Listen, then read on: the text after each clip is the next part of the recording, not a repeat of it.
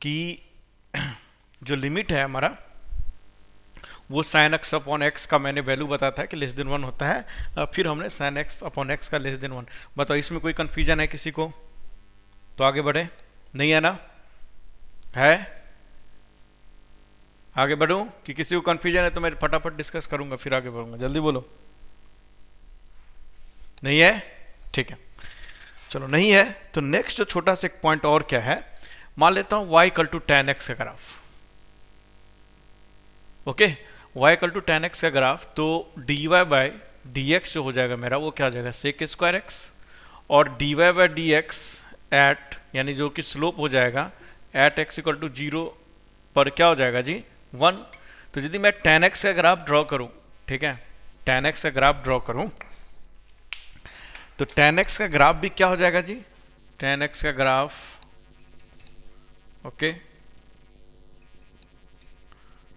ठीक है, ten x का ग्राफ को मैं देखूं तो टेन एक्स का ग्राफ क्या होता है, ऐसा होता है, याद करो।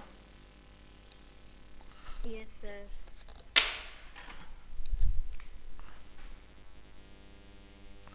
ये नहीं चल रहा यार,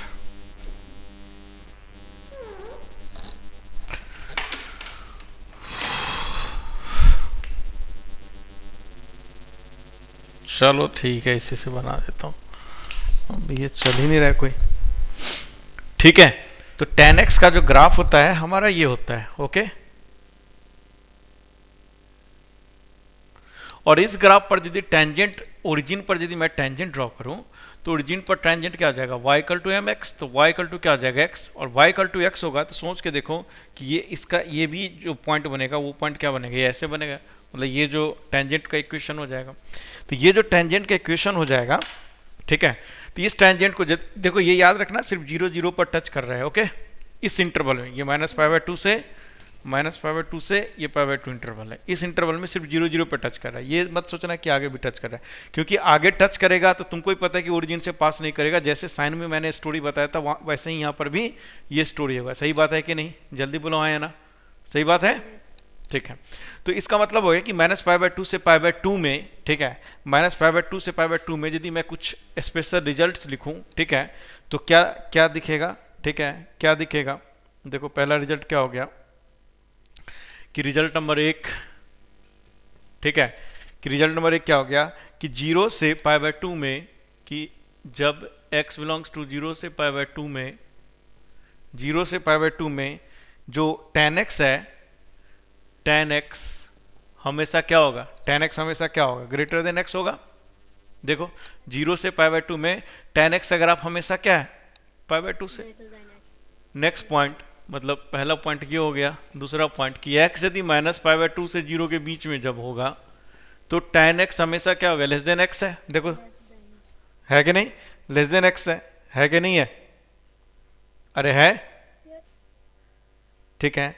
एंड थर्ड पॉइंट यहाँ से ये कर सकते हैं कि x belongs to minus pi by two से पाई बाय टू करेंगे, ठीक है, माइनस पाई बाय टू से पाई बाय टू में, then mod of ten x हमेशा greater than mod of x होगा। सही बात है कि नहीं, देखो सही बात है कि नहीं, अरे सही बात है, हेलो, ठीक है। And next point and last point, ठीक है, क्या कि इन माइनस पाई बाय टू से pi by to minus zero में, ठीक है, माइनस पाई बाय टू से माइनस पाई बाय टू से पाई बाय टू जीरो में, ठीक है, टेन एक्स अपॉन एक्स जो है, टेन एक्स अपॉन एक्स जो है वो हमेशा ग्रेटर देन वन है, और एक्स अपॉन टेन एक्स हमेशा क्या होगा, लेस देन वन। सही बात है कि नहीं, बताओ। ये सारा पॉइंट समझ में आ गया सबको, समझ में, जैसे साइन में किया था वैसे ही मैं इसमें किया हूं, क्लियर है सब लोग, ठीक है। तो यदि ये बात क्लियर है तो जिस तरह से हमने साइन का लिमिट निकाला था वैसे ही हम टेन का लिमिट निकाल सकते हैं, ठीक है। तो ये इंपॉर्टेंट पॉइंट है जो कि याद रखना। अब इसके बिहार पर जो क्वेश्चन है, ठीक है, इसके बिहार पर क्वेश्चन, जैसे क्वेश्चन क्या है, limit x tends to zero, ठीक है, greatest integer of ten X upon X, इसकी वैल्यू मैं पूछूंगा तो क्या आएगा, बताओ जरा, क्या आएगा इसका वैल्यू, वन। 1। सही बात है। क्यों? देखो लिमिट को अंदर नहीं लेके जा सकते हैं बिल्कुल, बट x को जैसे ही 0 की तरफ लेके जाएंगे तो ये वाला वैल्यू ग्रेटर देन 1, 1 से ज़्यादा की तरफ जाएगा, और 1 से ज़्यादा की तरफ जाएगा यानी 1 प्लस की तरफ, तो एक्चुअल में 1 की तरफ जाएगा, है कि नहीं? ठीक है। उसके बाद नेक्स्ट पॉइंट, अब सिमिलरली तुम फ्रैक्शनल पार्ट का दे सकते हो आंसर, सिमिलरली बार लगाओ लिमिट, जैसे मैंने साइन में किया वैसे ही इसका आंसर दे सकते हैं, आगे बढ़ो। ठीक है। अब नेक्स्ट पॉइंट में क्या लिख सकता हूं, इन 0 से π/2, इन 0 से π/2, ठीक है, इन 0 से π/2, ठीक है, हमेशा साइन x क्या होगा, लेस देन x, और ये क्या होगा, लेस देन tan x। सही बात है कि नहीं? याद रखना स्टेटमेंट। इन 0 से π/2 में sin x हमेशा x से छोटा होता है और x हमेशा tan x से छोटा होगा। सही बात है कि नहीं? याद करो पीछे वाला रिजल्ट को इस रिजल्ट को मिक्स करो, तो ये वाला रिजल्ट आएगा कि नहीं आएगा? जल्दी बोलो, हाँ या ना? आएगा? अरे आएगा। ठीक है। तो इन 0 से π/2 में sin x हमेशा लेस देन x और लेस देन tan x। सही बात है। ठीक है। तो ये छोटी सी बात ध्यान रखना। और दूसरी छोटी सी बात क्या ध्यान रखोगे, इन x बिलोंग्स टू -π/2 से π/2 -0। ठीक है। -0 में mod of sin x is always less than mod of x is always less than tan of x। सही बात है कि नहीं? बताओ, है ना? सही बात है। ठीक है। समझ में बात आ गई? ठीक है। क्लियर हो गया सबको यहां तक? ठीक है।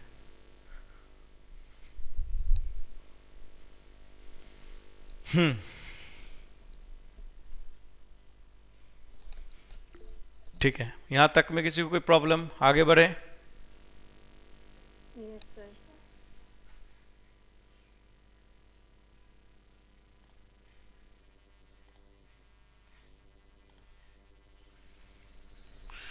ठीक है। तो देखो, चलो एक क्वेश्चन और करो।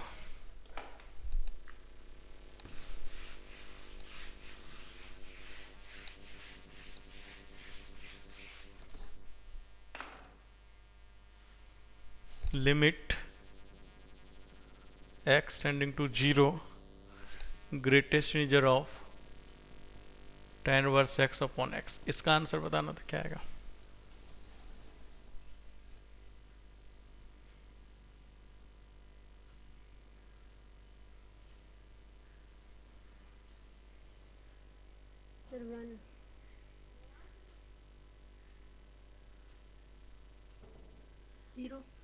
जीरो से आंसर है, इज इक्वल टू 0। 1 क्यों बोल रही है? याद करो, इसमें हमें सब्सटीट्यूशन करना पड़ेगा। क्या? tan inverse x equal to क्या सपोज करोगे? थीटा।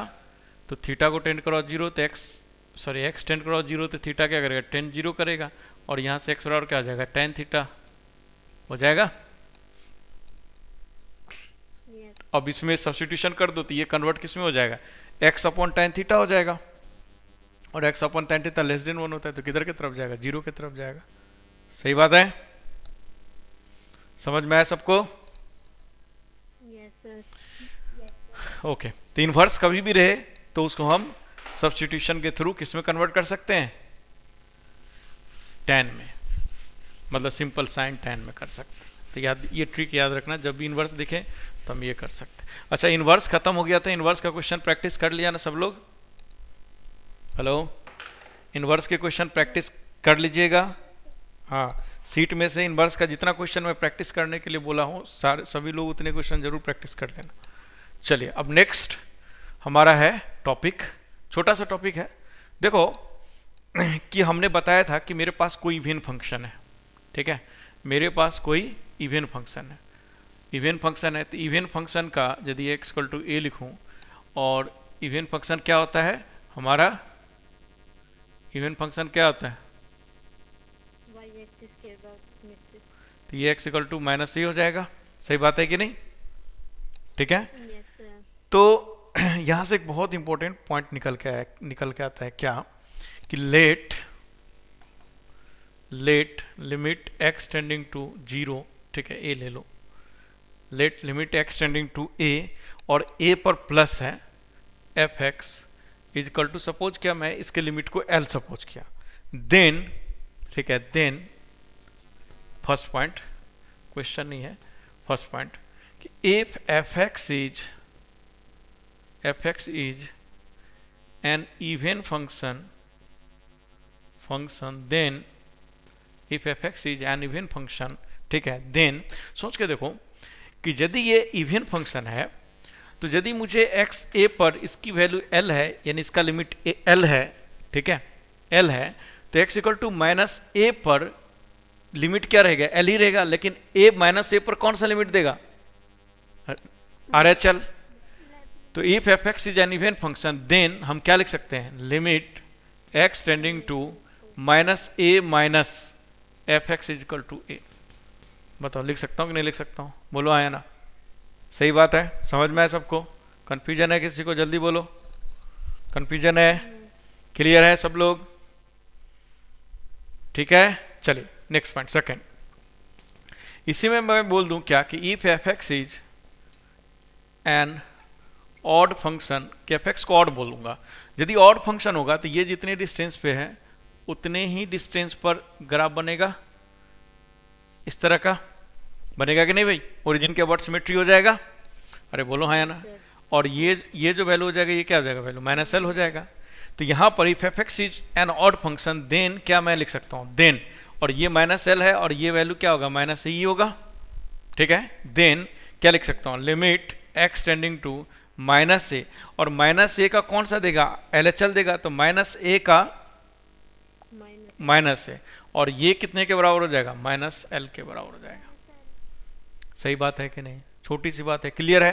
तो याद रखिएगा कि यदि इवन और ऑड कभी भी क्वेश्चन दिखे आपको, इवन और ऑड टाइप का क्वेश्चन दिखे और उसका लिमिट बोले, तो आप इस चीज को जरूर ध्यान रखिएगा, ठीक है, पक्का है कि ये कंसेप्ट अप्लाई कर रहा होगा, समझ में आया कि नहीं आया, छोटी सी बात है और ओबियस बात है, क्लियर है सब लोग,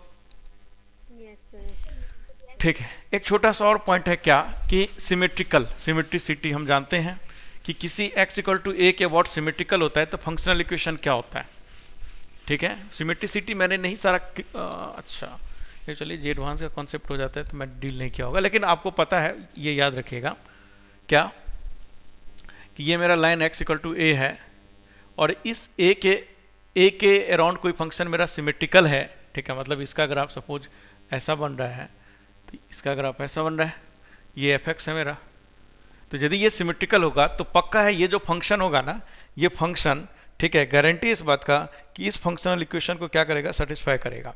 कौन से functional equation, F of X equal to क्या होता है, एफ ऑफ 2a माइनस, ऐसा क्वेश्चन भी आप लोग किए होंगे, यदि फंक्शन का क्वेश्चन किए होंगे तो आया होगा, या तो इस फंक्शनल इक्वेशन को सेटिस्फाई करेगा या इस फंक्शनल इक्वेशन को सेटिस्फाई करेगा। यदि मेरा फंक्शन, ठीक है, x इक्वल टू ए के अबाउट सिमेट्रिकल है तो ये जो मेरा फंक्शन है ना, इन या तो इस फंक्शनल इक्वेशन को या इस फंक्शनल इक्वेशन को सेटिस्फाई गारंटी करेगा, ये बात याद रखिएगा। मैं जब आपको ग्राफ मतलब एरिया अंडर कर्व बताऊंगा ना, ठीक है, तो एरिया अंडर कर्व में सबसे पहले मैं सिमेट्रिकली बताऊंगा, तो वहां पर ये बात और क्लियरिटी आ जाएगा। और सिमेट्रिकल मतलब होता क्या है कि जितने डिस्टेंस पे ये पॉइंट है इस लाइन से उतने डिस्टेंस पे ये पॉइंट होना चाहिए। अब इसमें दिमाग लगा के देखना, ऑब्वियस सी बात है, इसी तरह की इक्वेशन बनाना पड़ेगा तभी ये चीज होगा, ठीक है। तो फिलहाल मान लेना, समझ में बात आई, ये बात समझ में आ गया क्या बोलना चाह रहा हूं मैं, बताओ हाँ है ना, ठीक है। अब देखो कि कोई ग्राफ मान के चलो x के अबाउट सिमेट्रिकल है, ठीक है, x के अबाउट सिमेट्रिकल है, x इक्वल टू ए के अबाउट मतलब सिमेट्रिकल है, कि let f x is symmetrical about x equal to a, then symmetrical होगा तो इसका मतलब इस इक्वेशन को सेटिस्फाई करेगा, ये याद रखिएगा, ठीक है, x equal to a, then, और मान लेता हूं कि if limit x tending to b minus, ठीक है, कोई पॉइंट मैंने मान लिया b minus of f x को मैंने मान लिया सपोज k, ठीक है, कि देखो ये मैंने कोई b पॉइंट ले लिया और ये सिमेट्रिकल है मान लेता हूं, ठीक है,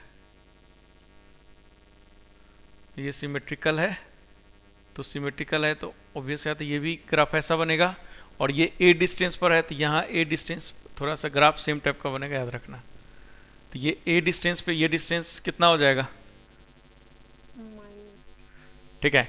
ये डिस्टेंस मान लेता हूँ, ये इस पॉइंट को मैं c मान लेता हूँ, ठीक है। तो जितना डिस्टेंस ये होगा उतना ही डिस्टेंस ये होगा, और b माइनस है तो b माइनस में मान लेता हूँ ये लिमिट क्या है मेरा k है, ठीक है, b माइनस पे। ओके, b माइनस पर हमारा लिमिट क्या है, k है। देखो दिख रहा है सबको, अरे दिख रहा है सबको, बोलो आया ना, ठीक है। तो b माइनस ए पर k है। यहां पर याद रखना कि हमने b को a से बड़ा लिया है। तो देखो इसमें हमें पता है कि b प्लस सी बाय 2 बराबर क्या हो जाएगा, a हो जाएगा कि नहीं हो जाएगा, बताओ है ना, क्योंकि ये डिस्टेंस और ये दोनों डिस्टेंस सेम है। तो इन दोनों डिस्टेंस को मैं जोड़ दूं, देखो यहां से यहां तक b हो गया और यहां से यहां तक c हो गया। ओके, इन दोनों को मैंने जोड़ दिया तो ये वाला डिस्टेंस आएगा कि नहीं आएगा, सॉरी मैं गलत तो नहीं लिखा हूं, ठीक है, b प्लस सी बाय 2, सही लिखा हो ना जी, अरे सही लिखा हो ना, सही है, अरे सही है ना, देखो ना, देखो b डिस्टेंस के कहां से कहां तक, यहां से यहां तक डिस्टेंस b है और यहां तक, यहां से यहां तक c है। तो ये b डिस्टेंस में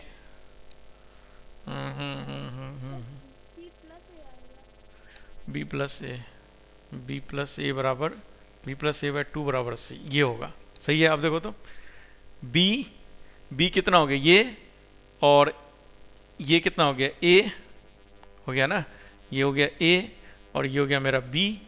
तो b प्लस ए और c क्या है, यार गड़बड़ क्यों हो रहा है कि भाई ये सिमेट्रिकल है ना, तो हाँ b प्लस सी ही आएगा, b प्लस सी बाय 2। देखो समझ में आया कि नहीं आया, ये बात समझ में आया, अरे आया समझ में,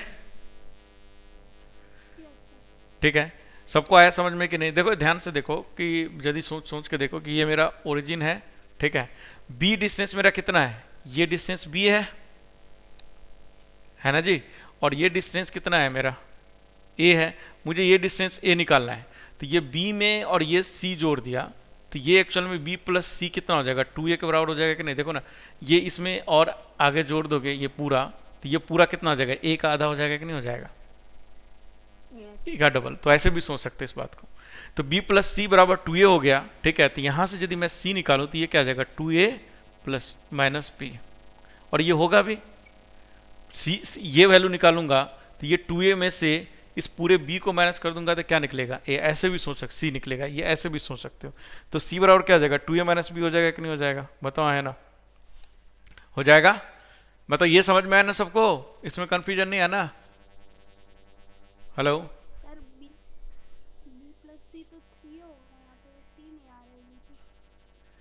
b प्लस सी 3 क्यों होगा, b प्लस सी बाय 2 बराबर ये होगा। तो यहां से मैं यदि c निकालूंगा तो 2a माइनस b आएगा ना, अरे नहीं आया समझ में, ठीक है। ये देखो ये डिस्टेंस कितना है, ऐसा करो दूसरे तरीके से समझाता हूं, देखो ये डिस्टेंस कितना है हमारा, b है, ये b है, और ये डिस्टेंस कितना है, a है, ठीक है ना। तो यहां से यदि मैं क्या लिखूं, b बराबर मैं क्या लिख सकता हूं, b बराबर क्या लिख सकता हूं, यदि b को मैं लिखना चाहूं c के टर्म्स में, तो ये c हो गया, और ये डिस्टेंस कितना है, ये डिस्टेंस को मैं कितना लिख सकता हूँ, जल्दी बोलो। इस डिस्टेंस को मैं लिख सकता हूँ a माइनस सी, ये c डिस्टेंस है और ये पूरा a है, तो ये a माइनस सी डिस्टेंस होगा कि नहीं ये, तो ऐसे समझ लो, ये भी डिस्टेंस कितना हो जाएगा, a माइनस सी, ऐसे समझ लो, तो ठीक है, हो जाएगा ना जी, जितना ये डिस्टेंस उतना ये डिस्टेंस। तो ये कंप्लीट डिस्टेंस क्या हो जाएगा, c plus a minus c plus a minus c equal to b, हो जाएगा कि नहीं हो जाएगा, बोलो हाँ ना, सही लिखा हो ना। अब देखो ये c से ये c गया, ठीक है, तो a और a कितना हो जाएगा, 2a माइनस सी बराबर b, तो c बराबर क्या हो जाएगा, 2a प्लस b हो गया कि नहीं हो गया, सॉरी c को इधर लेके जाओ तो c बराबर क्या हो जाएगा, 2a, क्या गलती कर रहा हूँ, c ये डिस्टेंस कितना हो गया, c ये a minus c plus a minus c, तो देखो a c एक c से गया तो ये क्या होगा, 2a माइनस सी, और ये क्या है b के बराबर, तो b को मैं इधर लेके आऊं तो 2a माइनस बी बराबर c, आ गया कि नहीं आ गया, अरे आ गया, अब तो समझ में आ गया ना, अब वैसे छोड़ दो, अब इस लॉजिक में तो कोई प्रॉब्लम नहीं है, बताओ कहीं से कोई इश्यू नहीं, समझ में आ गया सबको? ठीक है, तो ये c कितना हो गया 2a माइनस बी। तो ये जो c पर देखो, इसका यदि लिमिट, इसका जो लिमिट k है, तो इस c पर भी लिमिट क्या होगा, c पर भी लिमिट क्या होगा, k ही होगा। और c पर लिमिट कैसा वाला लिमिट होगा, c पर RHL होगा कि LHL होगा, RHL होगा ना जी, क्योंकि इसका इमेज आएगा तो RHL आएगा ना। इस पर ये इधर इधर की तरफ जा रहा है, तो इस पर इधर जा रहा है ना, इस पॉइंट पर आएगा। तो ये यदि B माइनस था, ये देखो B माइनस था, तो इसके जगह क्या आएगा, then limit x tending to C minus आएगा, C प्लस आएगा, fx इक्वल टू k। और ये C प्लस को मैं क्या लिख सकता हूँ, C प्लस को क्या लिख सकता हूँ, 2a minus b plus of fx equal to k। बताओ समझ में आया कि नहीं आया, जल्दी बोलो आया ना, सबको आया समझ में? कंफ्यूजन है किसी को, जल्दी बोलो आया ना, कंफ्यूजन है कहीं पर भी? हेलो, कंफ्यूजन है किसी को कहीं पर?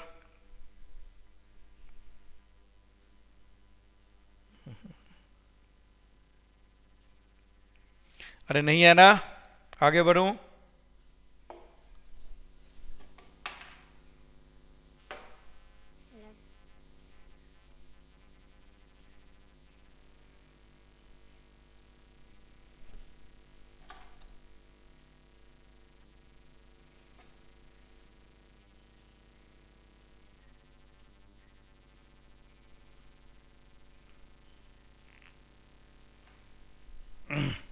ठीक है, तो देखिए ये पॉइंट सब क्लियर हो गया, समझ में आ गया, ये दोनों पॉइंट क्लियर हो गया, जल्दी बोलो आया ना, आगे बढ़ूंगा। क्लियर हो गया? तो जब भी आपको, ठीक है, जब भी आपको सिमेट्रिक फंक्शन दिखे, इवन ऑड फंक्शन दिखे, कभी भी सिमेट्रिक फंक्शन दिखे, तो आप जरूर इस बात को याद कीजिएगा, ठीक है ना? समझ गए?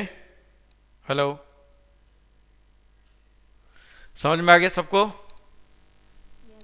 चलिए, अब नेक्स्ट छोटा सा कॉन्सेप्ट और है क्या, देखो अब जो बताने जा रहा हूं यही है सैंडविच थ्योरम। ठीक है, ये सब तो छोटी मोटी बात है, ठीक है।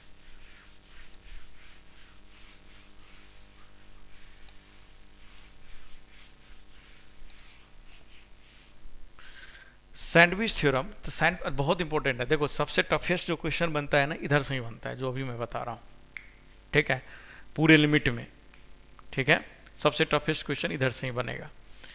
तो देखो सैंडविच थ्योरम क्या होता है, ठीक है, कि मान लेता हूं मेरे पास कोई फंक्शन है, ओके, और मेरे कोई,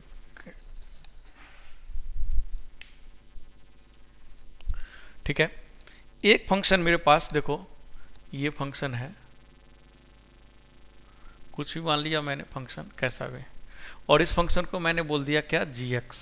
इस फंक्शन क्या बोल दिया, gx। ग्रीन कलर है, दिख रहा है ना सबको? अरे दिख रहा है ना सबको? और ये मेरा फंक्शन है, ये मेरा फंक्शन है fx, और ये जो फंक्शन है मेरा डिफाइन है, ठीक है। और ग्रीन वाला जो है वो हमारा, ग्रीन वाला जो है वो हमारा gx है, और ब्लैक वाला जो है मेरा fx, ठीक है। ब्लैक वाला जो है मेरा fx है, ग्रीन वाला जो है मेरा gx है, और x इक्वल टू a पर हम लिमिट खोज रहे हैं, okay. x equal to a पर इस फंक्शन का लिमिट देख रहे हैं। तुम नोटिस करके देखो कि इस फंक्शन के अकॉर्डिंग कि इन दिस ग्राफ fx जो है हमेशा ग्रेटर देन gx है कि नहीं, बताओ। fx जो है हमेशा ग्रेटर देन gx है कि नहीं? पूरे ग्राफ को देखो ध्यान से, तो पूरी ग्राफ में यहाँ पर मैंने बहुत दूर तक चिपका दिया, ये बहुत दूर तक चिपका हुआ नहीं है, समझ गए, सिर्फ इसी पॉइंट पे चिपका हुआ है, ध्यान रखना, ठीक है ना। किस पॉइंट पे? ए पॉइंट पर ही चिपका हुआ है, ओके। इस बात का ध्यान रखना कि ये जो है ना, ये सिर्फ ए पॉइंट पर ही चिपका हुआ है, ठीक है। तो मान लिया, ठीक है, ये fx is greater then gx है, fx is greater then gx है, ठीक है। fx इज यदि ग्रेटर देन gx है, और इसमें यदि मैं लिमिट देखूंगा, ठीक है, यदि a पर लिमिट देखूंगा, limit x tending to a f of x बराबर limit x tending to a g of x equal to मान लेता हूँ इसको बी पॉइंट। तो ये दोनों वैल्यू, दोनों का लिमिट बी के बराबर है कि नहीं है, बताओ दोनों का लिमिट बी के बराबर है कि नहीं? अरे है। तो एक फिगर मैंने ये ड्रॉ किया, एक ग्राफ, दूसरा ग्राफ मैंने ऐसे लिया, दूसरा ग्राफ ये कुछ मैंने फंक्शन एफ एक्स बना दिया और दूसरा मैंने ये फंक्शन जी एक्स बना दिया, ये फंक्शन जी। अब इस पूरे इंटरवल में कि इन दिस मतलब इस ग्राफ में, in this graph F x जो है हमेशा ग्रेटर देन जी एक्स है कि नहीं, बताओ हाँ या ना? है। F x is always greater than. तो इस केस में यदि f x is greater than g x है तो गारंटी है कि यदि लिमिट मैं किसी भी पॉइंट पे लिमिट निकालूं, ठीक है, दुनिया के कोई भी पॉइंट पे लिमिट निकालूं तो लिमिट हमेशा क्या होगा? ग्रेटर होगा जी एक्स। एफ एक्स का लिमिट हमेशा ग्रेटर देन जी एक्स होगा, होगा कि नहीं होगा? किसी भी पॉइंट पे निकालो, ऑल इंटरवल में, होगा कि नहीं होगा? किसी भी पॉइंट पे मैं निकालूंगा, ठीक है, लिमिट एक्सटेंडिंग टू ए, किसी भी पॉइंट पे निकालूंगा, ये होगा कि नहीं भाई? एफ एक्स बड़ी ग्राफ है, जी एक्स छोटी ग्राफ है, तो लिमिट भी बड़ा आएगा एफ एक्स का, किसी भी पॉइंट में निकालूंगा तो, और जी एक्स का निकालूंगा तो। सही बात है कि नहीं? सही बात है। अब देखो यहां से एक थ्योरम निकलता है क्या, कि यदि f x is greater than g x है, if F x is greater than g x है, देन यदि मैं लिमिट निकालूंगा किसी point x equal to a पर एफ एक्स का, ठीक है, तो ये जो लिमिट है हमेशा ग्रेटर या इक्वल भी हो सकता है limit x tending to a g x पे। सही है कि नहीं? ये पहला पॉइंट हुआ। सही बात है, सही बात है। ओके, तो ये फर्स्ट पॉइंट। और सेकेंड पॉइंट क्या हुआ कि यदि इफ एफ ऑफ एक्स जो है, ठीक है, याद रखना यदि यहां पे सिर्फ ग्रेटर लिखे हैं तब भी यहां इक्वलिटी आ सकता है। सही बात है। यदि मैंने ऊपर में सिर्फ ग्रेटर लिखा तब भी इक्वलिटी आ सकता है। और यहां पे मान लो कि मैंने greater than equal to g x लिख दिया, देन, ठीक है, then limit x tending to a f of x, guarantee है तब तो इक्वल हो ही सकता है, तब तो गारंटी है इक्वल हो ही सकता है। सही बात है कि नहीं? यदि ये इक्वलिटी यहां होल्ड कर रहा है तब तो लिमिट में भी इक्वलिटी हो सकता है, लेकिन यदि इक्वलिटी नहीं होल्ड कर रहा है तब भी इक्वलिटी होल्ड कर सकता है, सिचुएशन ऐसा होगा तो। समझ में आया कि नहीं आया सबको? आया समझ में क्या बोला मैंने? अरे आया समझ में क्या मैंने बोला? कि यदि यहाँ पे इक्वलिटी होल्ड नहीं हो रहा है तब भी लिमिट में इक्वलिटी होल्ड हो सकता है, और यदि यहाँ इक्वलिटी होल्ड हो रहा है तब तो गारंटी इक्वलिटी होल्ड होगा ही। और यदि फंक्शन की वैल्यू ज्यादा है तो लिमिट की भी वैल्यू ज्यादा आएगा। एफ एक्स यदि ग्रेटर है किसी पॉइंट पे जी एक्स से तो वहां पर लिमिट भी ज्यादा आएगा ही आएगा, गारंटी। समझ में आया कि नहीं आया? जल्दी बोलो, ये पॉइंट समझ में आया सबको?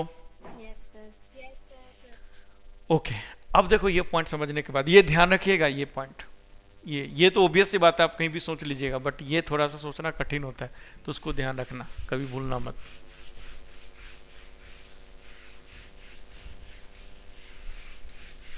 अब देखो यहां से इन सबको कनेक्ट करके एक पॉइंट हम लिख सकते हैं और उसी को बोलते हैं क्या? Sandwich theorem. ठीक है, और सैंडविच थ्योरम क्या बोलता है कि मान लेता हूं कि कोई फंक्शन है जी एक्स जो कि लेस देन है एफ एक्स और लेस देन है एच एक्स। ठीक है, ऐसा है कोई फंक्शन। ठीक है, और सपोज किया and let limit x tending to a g of x को मैंने एल सपोज किया and limit x tending to a f of x sorry h of x को एल सपोज किया, तो इस बात की गारंटी है देन गारंटी है क्या कि x tending to a f of x जो आएगा वो भी एल के ही बराबर आएगा। और इसी को सैंडविच थ्योरम बोल रहे हैं क्या कि तीन फंक्शन है, पहला फंक्शन दूसरा, देखो इस तरह से ये पहला फंक्शन है, ठीक है, यहाँ पे ये दूसरा फंक्शन है, यहाँ पे ये तीसरा फंक्शन है, ये मान लेता हूँ एच एक्स है, ये एफ एक्स है और ये एच एक्स है, और इस पॉइंट पे लिमिट एग्जिस्ट कर रहा है।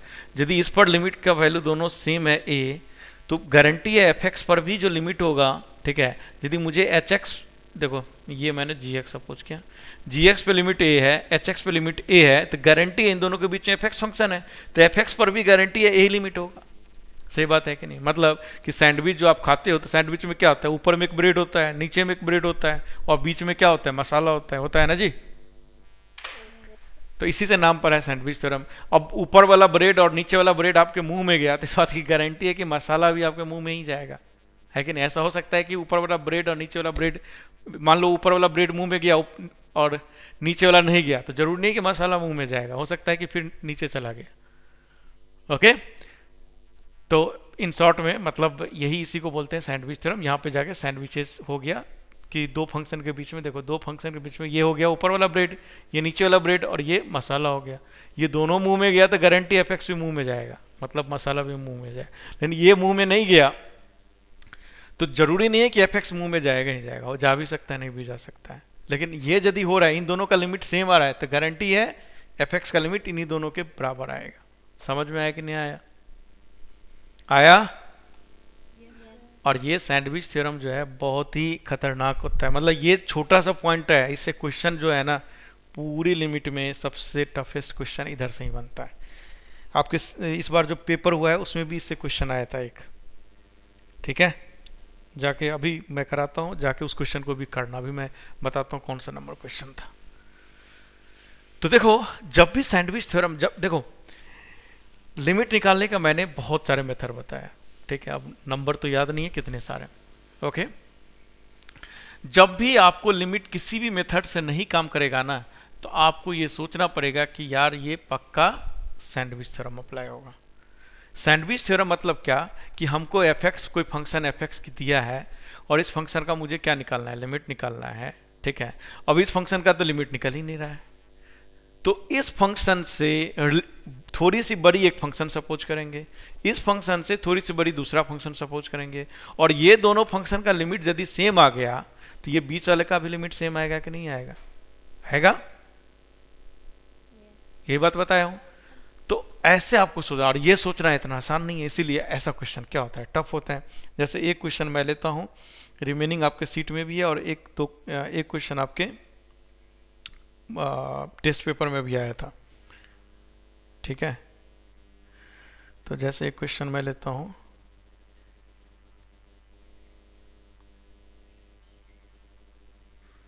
जैसे देखो एक क्वेश्चन है, limit n tending to infinity, और ये है n upon n square plus 1 plus n upon square plus 2 plus n upon n square plus 3 plus and so on plus n upon n square plus 5n।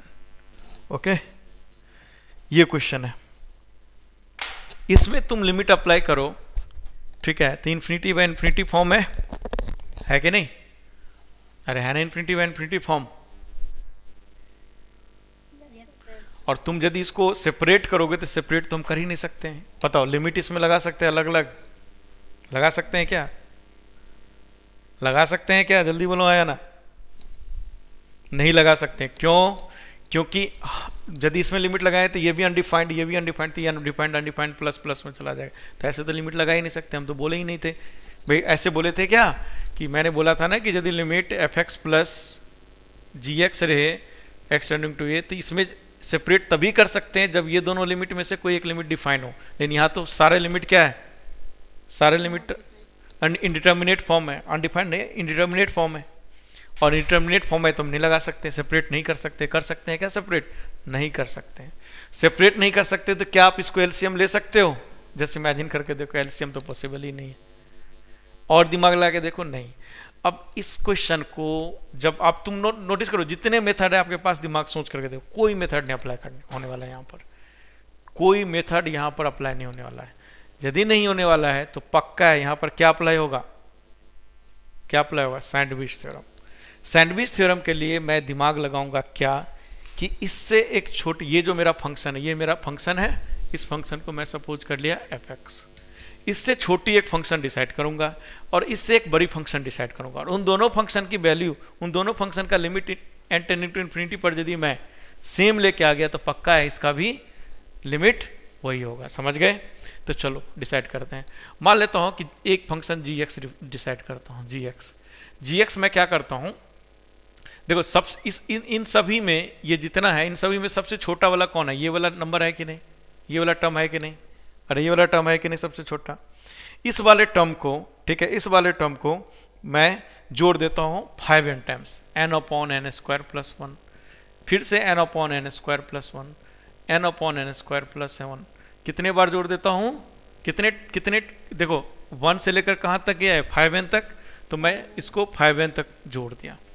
तो तुम बताओ कि ये जो 5n तक जब जुड़ेगा, n n n n 5n तक, तो ऊपर में क्या लिखाएगा, ऊपर में क्या लिखाएगा, 5n, ऊपर में क्या लिखाएगा 5n। अरे ये कितने टाइम्स जोड़ा, n टाइम्स, तो 5n, तो ये 5n into n upon n square plus 1, ये हो जाएगा कि नहीं। अरे n कॉमन ले लो, तो n कॉमन ले लो, तो ये 1 प्लस 2 प्लस 3, ये 1 प्लस 1 अपॉन कितने बार जुड़ेगा 5n, तो 5n लिखाएगा ना, तो n इंटू 5n हो जाएगा। तो जी एक्स इक्वल टू क्या हो जाएगा, 5n square upon n square plus 1, हो जाएगा कि नहीं हो जाएगा, बोलो आया ना। अब ये जो फंक्शन जी एक्स है, ये function less than F x होगा कि नहीं होगा, क्यों, क्योंकि इसमें तो एन स्क्वायर एन को मैंने 5n जोड़ा हूं, और इसमें तो एन स्क्वायर प्लस एन है, फिर एन स्क्वायर प्लस 2 है, तो ये तो बढ़ते हुए है, तो इसका मतलब एफ एक्स, ये जो फंक्शन है जी एक्स, ये एफ एक्स से छोटा होगा कि नहीं होगा, बताओ है ना, होगा। समझ में आ रहा है सबको, फॉलो कर रहे हो मुझे, ठीक है, थोड़ा सा ऐसा भी नहीं कि बहुत टफ है, थोड़ा फॉलो करना है मुझे, समझ में आया सबको। अब मैं एच एक्स डिफाइन करता हूं और इसका लिमिट निकालो, इसका लिमिट, तो इसका यदि limit n tending to infinity 5n square upon n square plus 1 निकालूं, तो इधर कौन डोमिनेट करेगा 5, नीचे कौन डोमिनेट करेगा एन स्क्वायर, क्योंकि n टेंडिंग, तो क्या है एन स्क्वायर गया, तो क्या आंसर आएगा 5, ठीक है, तो लिमिट 5 है। अब एच एक्स में एक डिफाइन करता हूं, और एच एक्स में क्या करता हूं, सबसे बड़ा नंबर कौन सा है जी, ये वाला नंबर है सबसे बड़ा, इसको मैं क्या करता हूं 5n टाइम्स जोड़ देता हूं, कितने times, n upon n square plus 5n plus n upon n square plus 5n plus n upon n square plus 5n n plus and so on n upon n square plus 5। अब सोचो इसमें से n common ले लोगे, तो ये क्या आएगा 1 upon n square 5n plus 1 upon n square plus 5n, तो कितने बार ये ऐड होगा, ये कितने बार ऐड होगा 5n टाइम्स, कितने टाइम ले जा रहे हैं 5n टाइम्स, तो कितने टाइम जुड़ेगा 5n, तो ये क्या आ जाएगा n into 5n upon n square plus 5n, होगा कि नहीं होगा, होगा, अरे सही।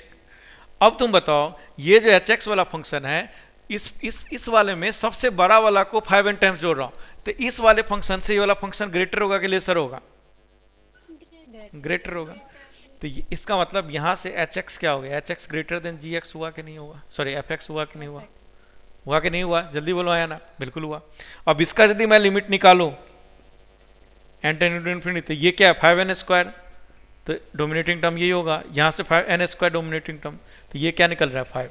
तो तुम नोटिस करके देखो कि मैंने जी एक्स डिफाइन किया जो कि एफ एक्स से छोटा है और एच एक्स से छोटा है एफ एक्स, और इसका लिमिट 5 जा रहा है और इसका भी लिमिट 5 जा रहा है, तो बताओ इसका लिमिट क्या जाएगा, तो इसका मतलब इसकी वैल्यू क्या आना चाहिए 5। समझ में आया क्या, कैसे क्वेश्चन होगा, समझ में आया कि नहीं आया, जल्दी बोलो, आया सबको समझ में, देविका आया आपको, आया समझ में, ओके। तो देखो सैंडविच थ्योरम यही है, और ये जो है ना यही सोचना कठिन काम है, सोचो ना इसको सोचना, यही सोचना तो कठिन काम है ना जी, कि कौन सा फंक्शन हम डिसाइड करें, कौन सा फंक्शन डिसाइड करें, यही सोचना कठिन काम है। और यदि आपने कहीं ये सोच लिया क्वेश्चन हो गया, मतलब लिमिट का सबसे टफेस्ट पार्ट इधर यही है। जैसे देखो एक आपके टेस्ट में अभी अभी क्वेश्चन आया था, करो तो इसको, हाँ बोलो, क्या, अच्छा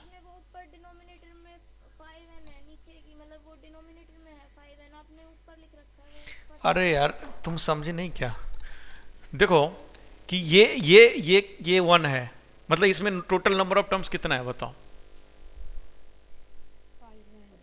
उसको बोलने दो, जो जिसने पूछी थी वो बताओ, 5n है, तो मैं n, ये सबसे छोटा वाला टर्म है पूरे सीरीज का, सबसे छोटा वाला टर्म है ये, यदि ये पूरे सीरीज का ये सबसे छोटा वाला टर्म है, इस सबसे छोटा वाला टर्म को मैं 5n टाइम्स जोड़ता हूँ, तो सबसे छोटा वाला एंड्स को 5n टाइम्स जोड़ूंगा तो यही आएगा ना 5n square by n square plus है, नहीं आएगा।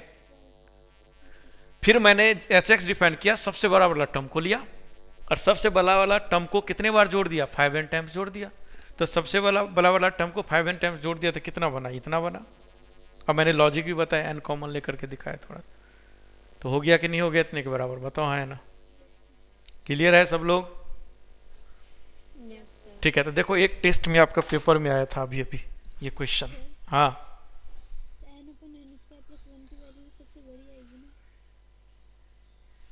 हाँ, बड़ी उल्टा, अच्छा अच्छा मैं गलत बोल दिया, ये उल्टा कर देना, ठीक है ना, ये उल्टा कर, क्योंकि देखो डिनोमिनेटर में क्या हो रहा है, ये गलत कर दिया था मैं, ये डिनोमिनेटर में बड़ी वैल्यू है और न्यूमरेटर में छोटी है, पॉइंट समझ रहे हो, ये सबसे छोटी वैल्यू है और ये सबसे बड़ी वैल्यू है, समझ गए, उल्टा कर लेना, सही बोल रही है। अरे समझ में आया क्या, ये n upon n square plus 1 है और ये n अपॉन एन स्क्वायर 5, ये बड़ा है कि ये बड़ा है, ये बिगर है ना, तो इसका मतलब जी एक्स सबसे बड़ा होगा ना और एच एक्स सबसे छोटा होगा, तो उल्टा कर लेना, तो भी आंसर तो सेम ही आएगा, वो यहां पर उल्टा कर लेना बस, समझ गए। ठीक, देखो एक क्वेश्चन था तुम्हारे टेस्ट में, अभी अभी आया था क्वेश्चन, कहाँ गया जी,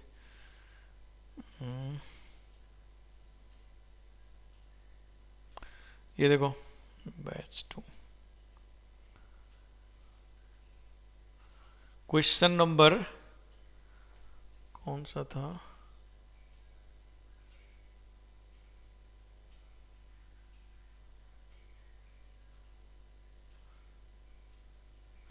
तो ये वाला क्वेश्चन है शायद 57 करके देखो तो, 57 58 तो नहीं है, 58 है, फिर 58 देखो करो, x इंटू 58 है, फिर 58 करो तो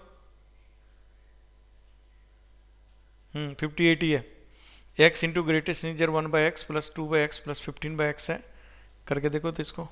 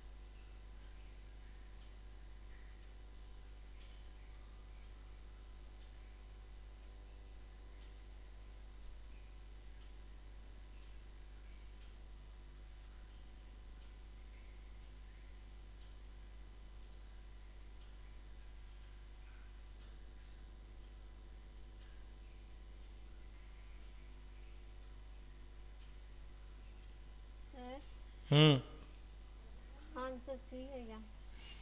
ये तो तुम लोग को ही पता होगा ना, मेरे पास तो आंसर नहीं है।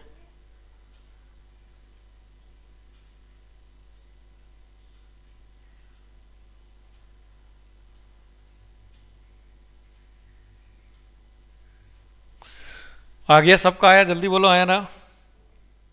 सेम टाइप का क्वेश्चन है, फंक्शन में ये डिसाइड करने की कोशिश करो, ठीक है, कि क्या हम ले,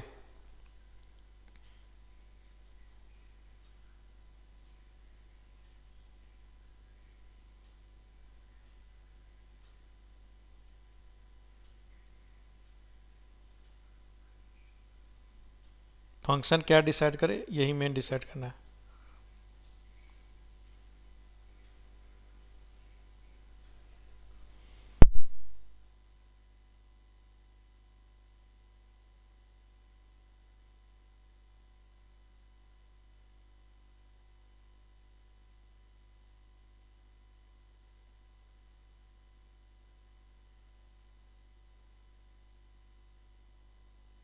ये सीट का है या क्वेश्चन?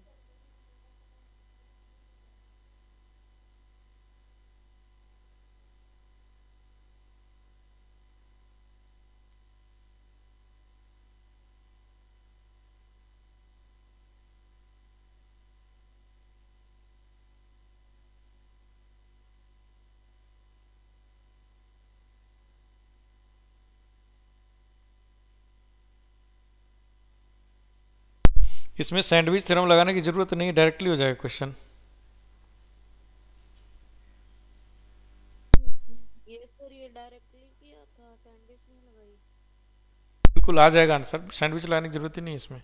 मैं भी देख रहा हूँ कि ये तो सीधे 1/x tending to zero plus आएगा, तो उसका ग्रेटेस्ट इंटीजर क्या आएगा, सब में उसी तरह का वैल्यू आएगा।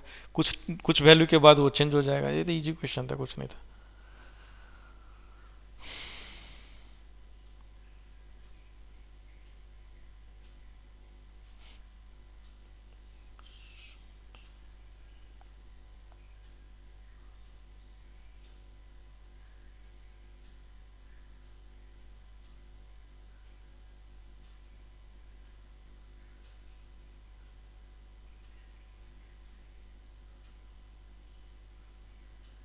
D option. हाँ देख लीजिए, आपके पास आंसर होगा। Yes sir, D. ये सर डी है, कर चुके थे। ठीक है जी।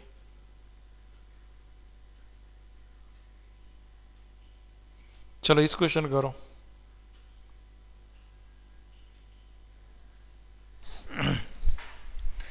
इसको करके देखो तो, limit x tending to zero और ये एक्स स्क्वायर इंटू ई के पावर साइन ऑफ 1/x। ठीक है, यदि ये जीरो के पावर जाएगा तो साइन इन्फिनिटी ये जीरो की तरफ जाएगा। ठीक है, ये जीरो हो गया, ये 1/0 फ्लक्चुएटिंग फंक्शन बनेगा, है ना। ओके ठीक है, करो तो इसको।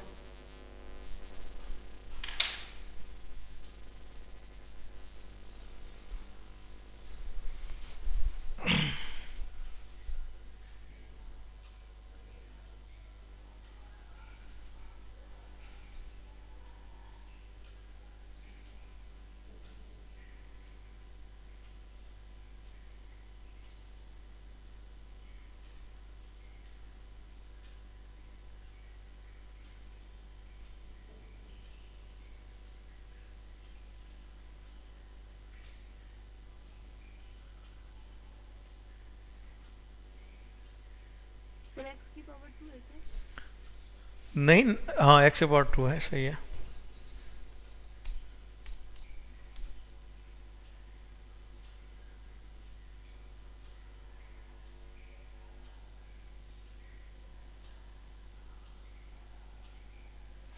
ऑप्शन बताओ इसका। Yes sir. Option option option नहीं बताऊंगा, ऑप्शन रहने दो, फिर मज़ा नहीं आएगा। दिमाग लगाओ इसमें, एकदम प्योर सैंडविच थ्योरम का क्वेश्चन है।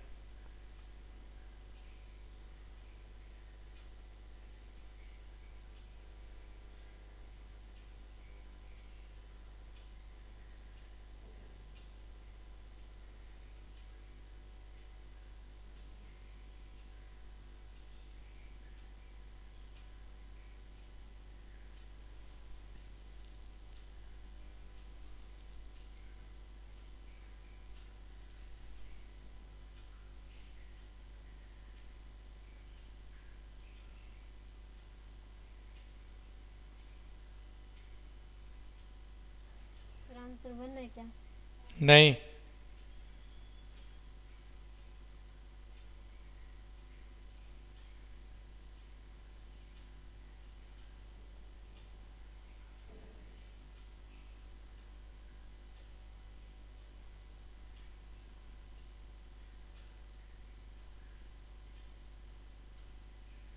जीरो। हाँ जीरो करेक्ट आंसर।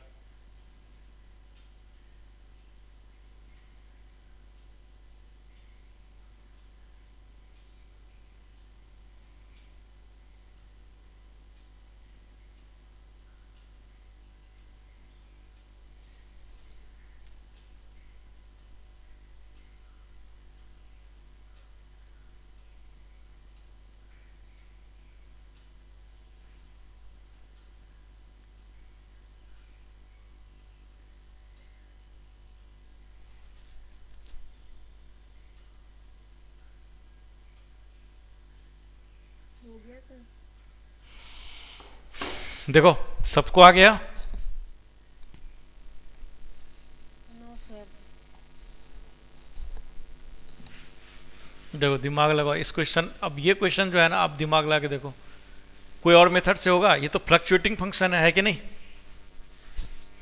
अरे ये फ्लक्चुएटिंग है ना, क्योंकि साइन 1/x है, तो साइन 1/x क्या होगा? -1 से 1 के बीच में वेरी करेगा, और -1/1 से बीच में वेरी करेगा, तो e के पावर -1/1 के बीच में वेरी करेगा। तो आप डायरेक्टली वैल्यू नहीं बोल सकते हो क्या? डायरेक्टली हम बोल सकते हैं इसके वैल्यू? बताओ बताओ, ये यदि मैं लिखूँ तो x² इंटू ई के पावर, ये वैल्यू जो आएगा 0 की तरफ लेके जाओगे तो ये -1 से 1 के बीच में जाएगा, जाएगा कि नहीं जाएगा? Yes sir. तो वैसे तो ये यहाँ से भी आंसर बोल ही सकते हैं जी, -1 से 1 के बीच में जाएगा, तो ये वैल्यू ऑब्वियस बात है कोई रियल नंबर ही होगा, है कि नहीं? और रियल नंबर इंटू कोई भी 0, तो ये 0 की तरफ ही जाएगा, तो आंसर सही है। बट मैंने बोला था एक बात, क्या कि हाँ, 0 कभी भी आंसर आए, कभी भी इन्फिनिटी आए, कभी भी डज नॉट एग्जिस्ट आए, एंड कभी भी फ्लक्चुएटिंग फंक्शन आए, इन सब में आंसर को केयर करेंगे, समझ गए? क्योंकि ऑप्शन भी आपको उसी तरह से देगा। इस क्वेश्चन में जानते हो ऑप्शन क्या था? ऑप्शन था does not exist, second option था 1, थर्ड ऑप्शन था 0, और फोर्थ ऑप्शन था NOT। समझ रहे हो? देख रहे हो सारे ऑप्शन एकदम लग रहा है कि अप्रोक्सीमेटली होगा, ऐसे ऑप्शन था इसका। देखो इसको सैंडविच थ्योरम से हम करेंगे ना, तो कैसे करेंगे ध्यान दो। वैसे ये क्वेश्चन इधर से भी जा रहा है 0 की तरफ, तो हम, लेकिन हमने बोला था कि 0 की तरफ जब भी लेके जाएंगे तो आंसर पर ध्यान रखेंगे, मैं बोला था ये बात, क्योंकि बहुत जगह ना आपको 0 दिखेगा बट 0 आंसर होगा ही नहीं, ठीक है? कभी कभार ऐसा होता है, ठीक है? तो इस बात का ध्यान रखना, ये चारों पर मैंने बोला था केयर, स्पेशल केयर करना जब भी ये आंसर आए तो, और यदि कंफर्म हो गया, ठीक है, तब तो कोई बात ही नहीं है। अब देखो सैंडविच थ्योरम से मैं कंफर्म कर दूंगा इसका आंसर यही होगा। कैसे? ध्यान दो, सैंडविच थ्योरम मैं इसमें कैसे अप्लाई करता हूं, इस बात को थोड़ा सा ध्यान दो। देखो मेरे पास फंक्शन जो है, ठीक है, मेरे पास फंक्शन क्या है, ठीक है, e के पावर x। अब हम जानते हैं क्या कि साइन 1/x की जो वैल्यू होगा, वो वैल्यू क्या होगा? -1 से 1 के बीच में होगा, होगा कि नहीं होगा? Yes sir. साइन 1/x की वैल्यू -1 से 1 के बीच में होगा। यदि मैं e के पावर ले लूँ, e के पावर -1, e के पावर साइन 1/x और e के पावर 1, तो ये भी कोई दिक्कत नहीं, ये भी इस चीज़ को मेंटेन करेगा, है कि नहीं? e के पावर 1/1 -1 करूँगा, e के पावर में ले लूँगा, तो भी यदि ये वैल्यू मतलब ऐसे है, तो e के पावर में भी ये वैल्यू ऐसे रहेगा, रहेगा कि नहीं रहेगा? बताओ, है ना? क्योंकि e के पावर -1 छोटा आएगा e के पावर साइन x से, और e के पावर 1 इससे बड़ा आएगा, आएगा कि नहीं आएगा? Yes sir. इससे मैं ये लिख सकता हूँ कि नहीं लिख सकता हूँ? बोलो, है ना? सही बात है,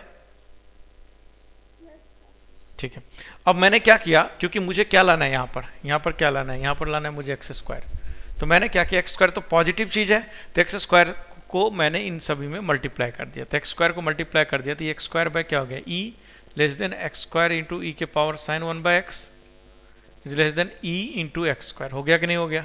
बोलो, आया ना? Yes sir. अब देखो यदि इसका लिमिट मैं निकालूँ, limit x tending to 0 x² by, तो ये 0 के तरफ जा रहा है, तो ओवरऑल ये 0 के तरफ जाएगा, गारंटी है, कोई दिक्कत ही नहीं है इसमें, कहीं से कोई प्रॉब्लम नहीं। यदि मैं इसका निकालूँ, limit x tending to 0 e into x², तो ये x² 0 की तरफ जा रहा है, तो e इंटू 0 किधर की तरफ जाएगा? 0 की तरफ। तो देखो ये भी 0 हो गया, ये भी 0, तो ये भी 0 हो गया, ये भी 0 हो गया। यदि ये 0 की तरफ जा रहा है तो गारंटी ये 0 की तरफ जाएगा। अब इससे ना गारंटी बोल सकता हूँ मैं 0 आंसर हो। समझ में आया कि नहीं आया? Yes sir.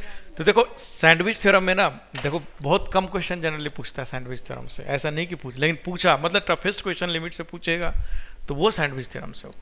अब देखो ना, इसमें डिसाइड करना पड़ता है, सोचना पड़ता है, फंक्शन को सोचना पड़ता है। फंक्शन सोचना ही तो, मैथ्स में सोचना ही तो कठिन है, नहीं तो मैथ तो बहुत ईजी है कि नहीं? जितना थ्योरी फिजिक्स केमिस्ट्री में याद रखना है उतना मैथ्स में याद रखना है नहीं, है कि नहीं? मैथ्स टफ कहाँ होता है? टफ तो यही होता है सोचना, और रिमेनिंग क्या होता है? टफ। समझ में आया? तो अब जो है सीट में है आपका सैंडविच थ्योरम से क्वेश्चन है, सीट में 4-5 क्वेश्चन है, मैंने देखा है। आप जो है अब सीट आपका लिमिट खत्म हो गया, फिनिश्ड, ठीक है? अब लिमिट आप पूरे सीट लगा सकते हो। पूरे सीट हमने बोला था कि पार्ट 1 पार्ट 2 एक्सरसाइज फर्स्ट, मतलब जेई मेन का एक्सरसाइज जेड, ये 3 जरूर कर लेना, समझ गए? सुन लिया सब लोग? तो ये चैप्टर भी आपका कंप्लीट हो गया, समझ गए? ठीक है, चलिए अब इसके बाद जो चैप्टर है उसका नाम है कंटिन्यूटी। कंटिन्यूटी,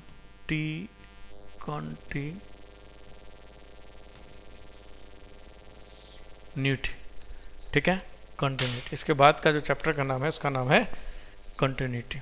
ओके, तो अब मुझे बताओ जो चैप्टर, अब कंटिन्यूटी में बस 2-4 बातें ध्यान रखना है इंपॉर्टेंट, और कुछ नहीं। रिमेनिंग तो भाई ठीक है, क्वेश्चन कैसे करेंगे वही है, ठीक है। क्वेश्चन आते हैं इससे लेकिन कम आते हैं, ऐसा नहीं कि नहीं आते, ठीक है। देखो कि कंटिन्यूटी है, अब मान के चलो किसी एक पॉइंट पे मुझे कंटिन्यूटी चेक करना है, ठीक है, किसी एक पॉइंट पे कंटिन्यूटी चेक करना है, तो तुम ही सोच कर देखो कंटिन्यूटी मतलब क्या होता है। ये बात तो सबको पता है भाई, कंटिन्यूटी मतलब क्या होता है कि किसी भी, ठीक है, किसी पॉइंट पे मैं कंटिन्यूटी की बात करूं, जैसे ग्राफ में कंटिन्यूटी की बात करूं, तो क्या हमने देखा था, याद करो कि जो भी हम बात करें जहां पर उस मतलब इंटरवल में कंटिन्यूस ग्राफ हो, जब हम पेन चलाए तो पेन उठे ना, ऐसे बोल दो, कोई दिक्कत नहीं है, चलेगा, ठीक है। तो कंटिन्यूटी मतलब यही होता है। अब कंटिन्यूटी को मुझे थ्योरेटिकली प्रूफ करना है, कंटिन्यूटी को थ्योरेटिकली प्रूफ करना है। सपोज यदि कंटिन्यूटी को मुझे थ्योरेटिकली प्रूफ करना है तो हम कैसे करेंगे? तो सबसे पहले ओबवियस सी बात है, एक पॉइंट पर कंटिन्यूटी। तो सबसे पहला पॉइंट कि continuity eight a point, continuity at a point, किसी पॉइंट पे कंटिन्यूटी मुझे चेक करना है। तो किसी पॉइंट पे यदि मुझे कंटिन्यूटी चेक करना है तो बताओ उस पॉइंट पर एक इंटरवल डिसाइड हो जाएगा। भाई किसी पॉइंट पर करना है तो एक इंटरवल डिसाइड हो जाएगा ना, बोलो, टाइनी इंटरवल हो जाएगा, बोलो हाँ है ना। अब उस टाइनी इंटरवल में हम LHL निकाल दिए उस पॉइंट पर, यदि LHL निकाल देंगे, ठीक है, उस टाइनी इंटरवल में मान लेता हूं कि ये कोई मेरा ऐसे कोई ग्राफ है, ठीक है, और इस पॉइंट पे मुझे ए पे मुझे इस पर पॉइंट पे मुझे निकालना है। इस पॉइंट को तुम थोड़ा सा बड़ा मान लेना, ठीक है ना, इमेजिन करना इतना बड़ा है। तो ए पॉइंट पे मैं थोड़ा सा लेफ्ट में जाऊंगा, थोड़ा सा राइट में जाऊंगा, और इस पॉइंट पे वैल्यू देखूंगा। यदि ये तीनों इक्वल है तो इस पॉइंट पे कोई ब्रेक होगा क्या? नहीं ना। तो मतलब कि LHL RHL और इक्वल टू फंक्शन की वैल्यू ए पर, ठीक है, यदि ये तीनों इक्वल हो जाएगा तो मतलब इस पर कोई ब्रेक नहीं है। यदि इस तीनों में से यदि ऐसा होगा तो ब्रेक हो सकता है कि नहीं? हो सकता है ब्रेक। यदि ऐसा सिर्फ रहेगा तो ब्रेक पॉसिबल है कि नहीं? पॉसिबल है, बता चुका हूं, अरे है कि नहीं? तो पॉसिबल है। तो ब्रेक कब पॉसिबल होगा? जब फंक्शन की वैल्यू भी ए पर आ जाए। यदि फंक्शन, तब ब्रेक गारंटी नहीं होगा। तब तो ये तीनों इक्वल है तो कोई ब्रेक होगा क्या? यहां पर कोई ब्रेक नहीं होगा। तो क्या क्या पता लगा, क्या पता लगा कि यदि LHL equal to RHL equal to function की वैल्यू हो जाए इक्वल, तीनों इक्वल हो जाए, तो उस पॉइंट पे हमारा फंक्शन क्या हो जाएगा? हमारा फंक्शन क्या हो जाएगा? कॉन्टिन्यूस। तो लिखो पॉइंट, फर्स्ट पॉइंट कि continuity at point a x equal to a for the function fx, continuity at a point x equal to a for the function fx, for the function fx, for the function fx, क्या condition होना चाहिए कि limit x tending to a f of x equal to f of a। यदि ये चीज हो जाएगा तो हम क्या बोलेंगे? ये फंक्शन जो है a पॉइंट पर क्या है? कंटिन्यूअस है। बोलेंगे कि नहीं बोलेंगे? बताओ हाँ या ना? बोलेंगे? सही बात है, सबको आ गया समझ में? ठीक है, तो पहली बात समझ में आ गया। दूसरी बात, फर्स्ट थिंग ये हो गया। सेकंड थिंग कि ये मेरा कोई ग्राफ है, जैसे लिमिट में मैंने बताया था, और ये ग्राफ यहाँ आके यहाँ पर डिफाइन है, ठीक है, और ये x इक्वल टू ए है, और मैं पूछूंगा कि x इक्वल टू ए पर हमारा फंक्शन जो है कंटिन्यूअस है कि नहीं। तो x इक्वल टू ए के बाद तो ग्राफ ही नहीं है। ग्राफ है क्या? तो यदि मैं x इक्वल टू ए पर कंटिन्यूटी चेक करने के लिए बोलूंगा तो सेम लिमिट वाला स्टोरी होगा। लिमिट में क्या बोला था कि यदि x इक्वल टू ए पे लिमिट हमें पता लगाना है तो हम सिर्फ क्या देखेंगे? a पर LHL देखेंगे। यदि a पर LHL देखेंगे और वो दोनों LHL जो होगा वही क्या हो जाएगा? a पर लिमिट हो जाएगा। बोला था कि नहीं बोला था? तो सेम यहाँ भी स्टोरी, ए पर क्या करेंगे, एलएचएल चेक कर लेंगे। यदि मुझे ए पर कंटिन्यूटी चेक करना है, ठीक है, तो क्या करेंगे, ए पर एलएचएल चेक कर लेंगे, LHL at x equal to a और एफ ऑफ ए, ये दोनों बराबर हो जाएगा तो हम क्या बोल देंगे, एक्स इक्वल टू ए पर हमारा फंक्शन क्या है, continuous.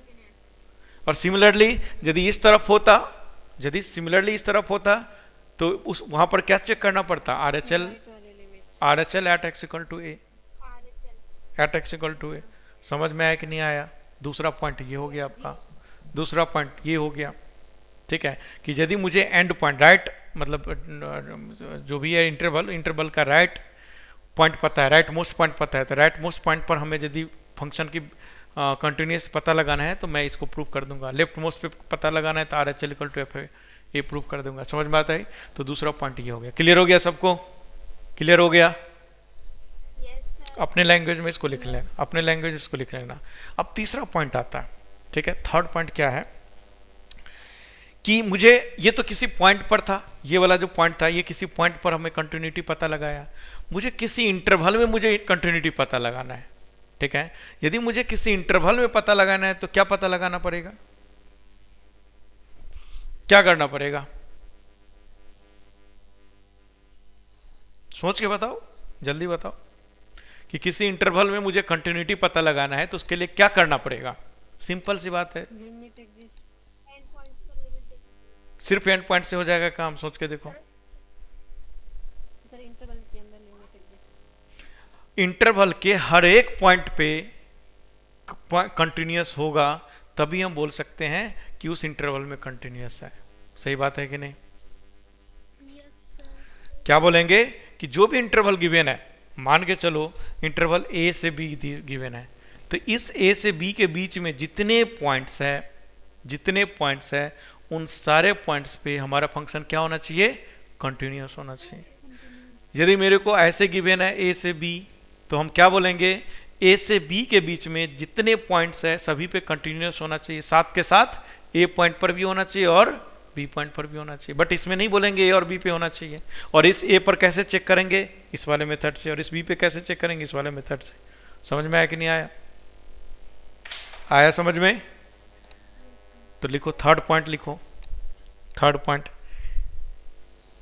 Function to be continuous in an interval, function to be continuous in an interval, function to be continuous in an interval, then function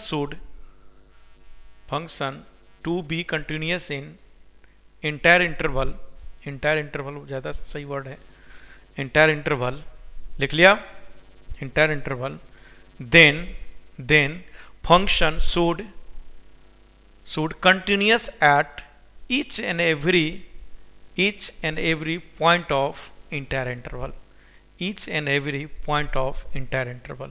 समझ में आया कि नहीं आया? जल्दी बोलो, है ना? समझ गए सब लोग? बस पूरी कंटिन्यूटी में बस ये 3 पॉइंट हैं, ठीक है। अब ये 3 पॉइंट से हम बोल सकते हैं कंटिन्यूटी खत्म हो गया, ठीक है। पूरी कंटिन्यूटी में बस ये 3 पॉइंट हैं।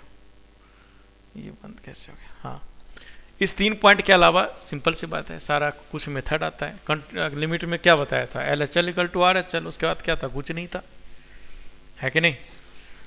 उसके बाद तो क्या था, सारा मेथड। तो यहाँ पर भी बस ये 3 पॉइंट है, दैट्स इट। हाँ बोलिए।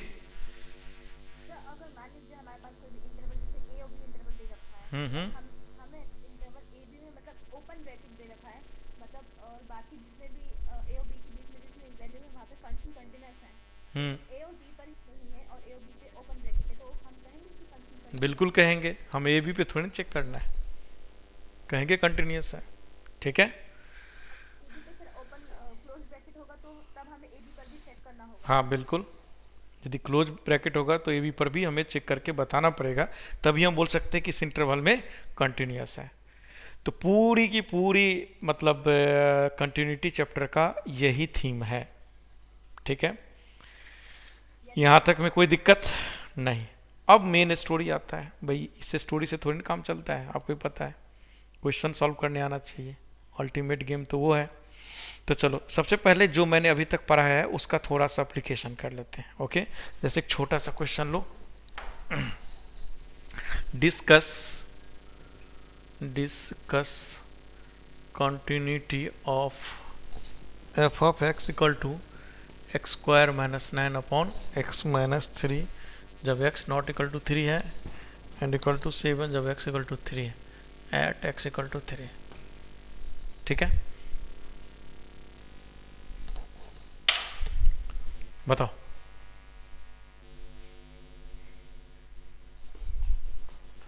सिंपल है, क्या करेंगे, x इक्वल टू 3 पर वैल्यू क्या है 7 और x इक्वल टू 3 पर लिमिट निकाल देंगे, आर एच एल निकाल देंगे, आर एच एल निकल गया, हो गया काम खत्म, है कि नहीं। तो बताओ L H L R H L exist कर रहा है, कितने के बराबर कर रहा है, हो रहा है।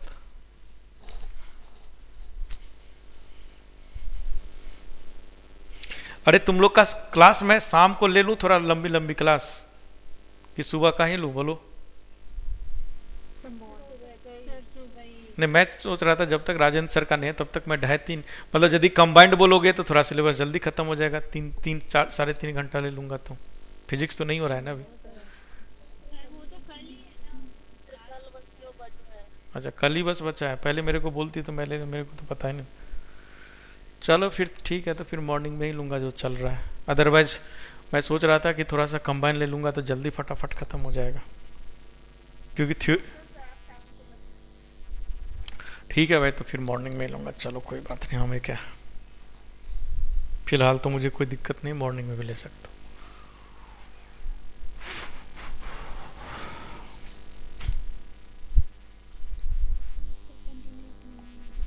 हूँ। सही आंसर है। एल एच एल कितना आ रहा है, एल एच 6 आ रहा है, और आर एच एल कितना आ रहा है 6, और वैल्यू का फंक्शन की वैल्यू कितना है 7, तो ऑब्वियस सी बात है नहीं होगा। सही बात है, सबका आ गया, कुछ नहीं इस क्वेश्चन में तो कुछ है ही नहीं।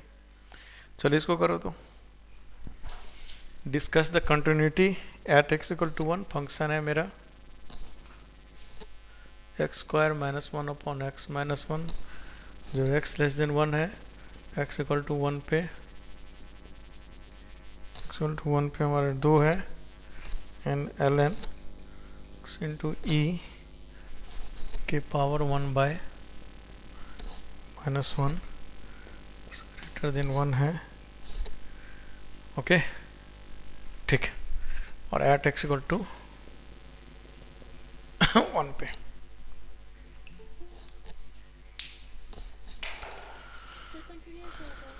कौन सा है ऊपर वाला, सेकंड कंटिन्यूस है, देख लो भाई, मेरे ख्याल से नहीं है।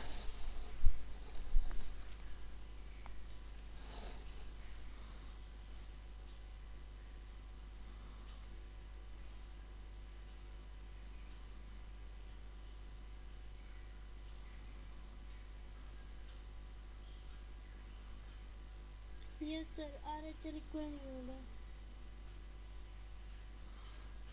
कितना है यार, चल बताओ।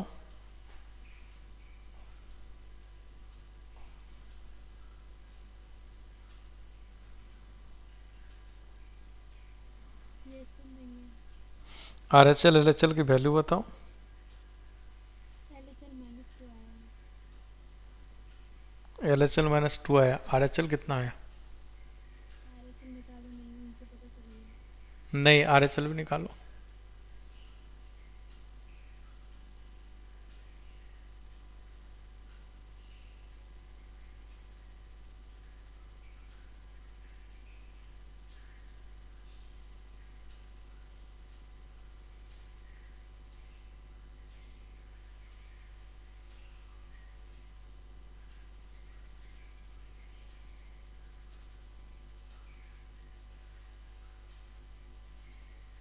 आरएचएल 1 आ रहा है।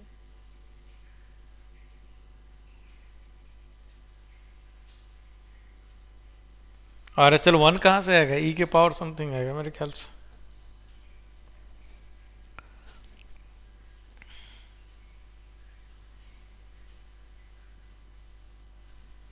आर एच एल जो आ रहा है ना, रूट ई आ रहा है, निकालो सही से, अंडर रूट ई।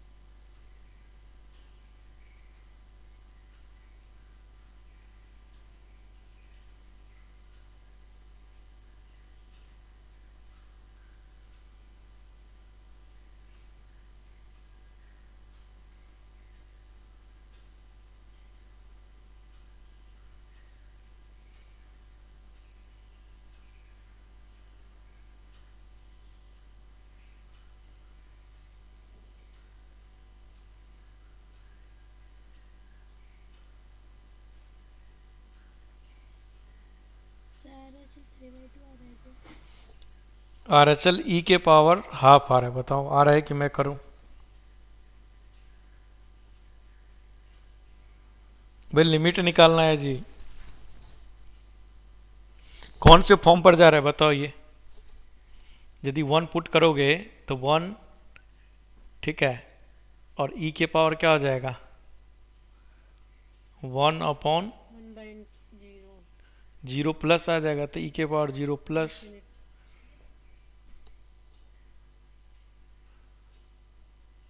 की पावर इंफिनिटी फॉर्म है।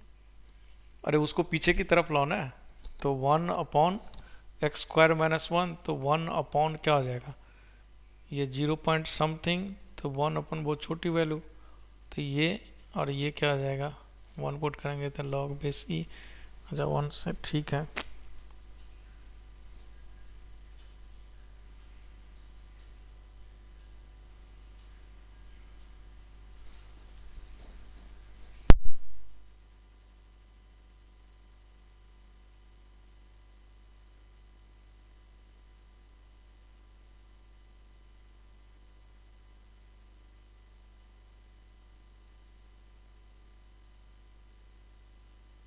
सर आप बता दो।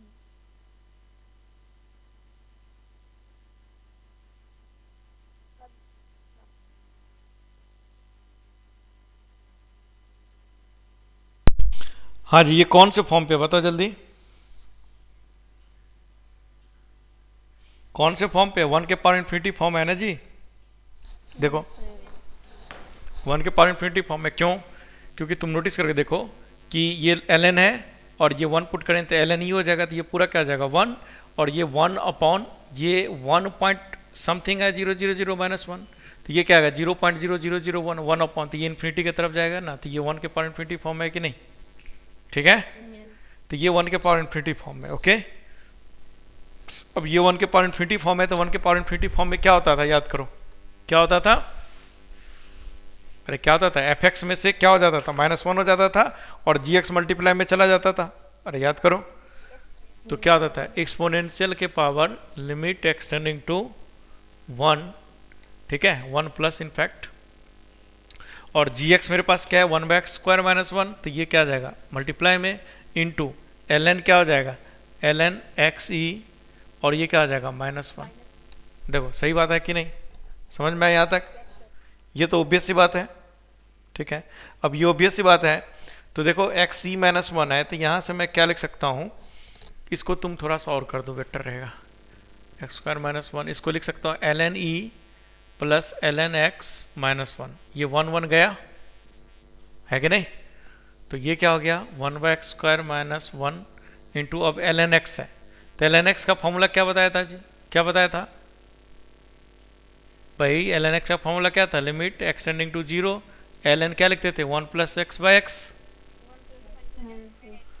तो 1 + x/x, तो यहाँ 1 प्लस नहीं है, तो 1 + -1 कर दो और प्लस x कर दो, 1 कर दो, तो ये, और नीचे में क्या आ जाएगा 1 - x, इसका मतलब 1 - x -1, ठीक है, तो ये क्या आ गया 1/x² -1 इंटू x -1, ये और ये गया तो कितना है हाफ, तो e के पावर कितना हो गया हाफ। आया समझ में? बस इतना ही तो क्वेश्चन था, क्या था पता नहीं क्या कर रहे हो तुम लोग। हो गया? कंटिन्यूअस तो नहीं है ना? हाँ बिल्कुल भाई, ये e के पावर में आ रहा है, वो कुछ और आ रहा था, कहाँ से कंटिन्यूस। लिमिट जरूर प्रैक्टिस कर लेना, और जितना जल्दी हो कर लेना, वो काम तो आपको कोऑर्डिनेट वाला काम तो करना ही है, साथ में ये भी काम करना है, नहीं तो लिमिट भूल जाओगे तो फिर रिवीजन करने में हालत ख़राब हो जाएगा। जब मैं मतलब अभी पढ़ाए हो तो अभी है तो आपको याद है, नहीं तो आप 10 दिन बाद रिवीजन करके सोचोगे करेंगे ना, तो मैं गारंटी देता हूँ कि भूल जाओगे। ठीक है, अच्छा अब मुझे बताओ कि लिमिट यदि कोई फंक्शन कंटिन्यूअस नहीं होगा तो क्या होगा? क्या होगा? अरे कोई फंक्शन कंटिन्यूअस नहीं होगा तो क्या होगा? डिसकंटिन्यूअस होगा, है कि नहीं? सिंपल सी बात है, ठीक है। तो कोई फंक्शन यदि कंटिन्यूअस नहीं है तो गारंटी डिसकंटिन्यूअस होगा। अब डिसकंटिन्यूअस के लिए क्या क्या मतलब पॉसिबिलिटीज है डिसकंटिन्यूअस के लिए क्या क्या पॉसिबिलिटी है? पहला पॉसिबिलिटी तो यही है कि फंक्शन डिफाइन ही ना हो। यदि किसी पॉइंट पे फंक्शन डिफाइन नहीं है तो गारंटी उस पॉइंट पे फंक्शन क्या है हमारा, डिसकंटिन्यूअस है। सही बात है कि नहीं भाई? डिफाइंड नहीं है तो गारंटी है ना ब्रेक आएगा। तो पहला पॉइंट तो यही हो गया। क्या? तो लिख लो, इस पॉइंट को लिख ही लो तुम लोग लिख लो, पॉइंट लिखो।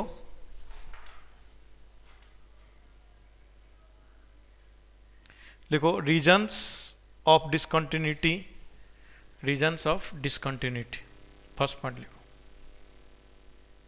Reasons of discontinuity. First point कि function is not defined at that point, function is not defined at that point. कि फंक्शन यदि डिफाइंड नहीं होगा तो इस बात की गारंटी है कि हमारा जो फंक्शन है वो कैसा फंक्शन है, डिसकंटिन्यूअस फंक्शन है। सही बात है? हेलो, सही बात है? Yes sir. ठीक है, सेकेंड पॉइंट लिखो। If limit and functional value exist, if limit and function value exist but are unequal. सही बात है कि if limit and function value exist but are unequal, तब भी क्या होगा, डिसकंटिन्यूअस होगा, है कि नहीं? if limit and function value, if limit and function value exists but are unequal,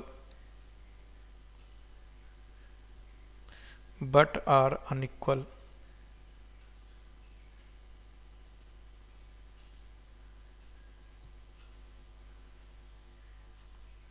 ठीक है?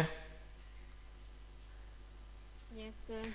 नेक्स्ट पॉइंट लिखो कि if limit does not exist, if limit does not exist, यदि लिमिट ही एग्जिस्ट नहीं करेगा तो गारंटी है फंक्शन डिसकंटिन्यूअस होगा। सही बात है कि नहीं?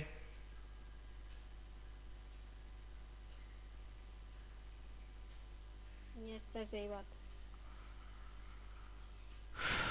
ठीक है, चलो एक छोटा सा पॉइंट बताओ। देखो ये मेरा ग्राफ है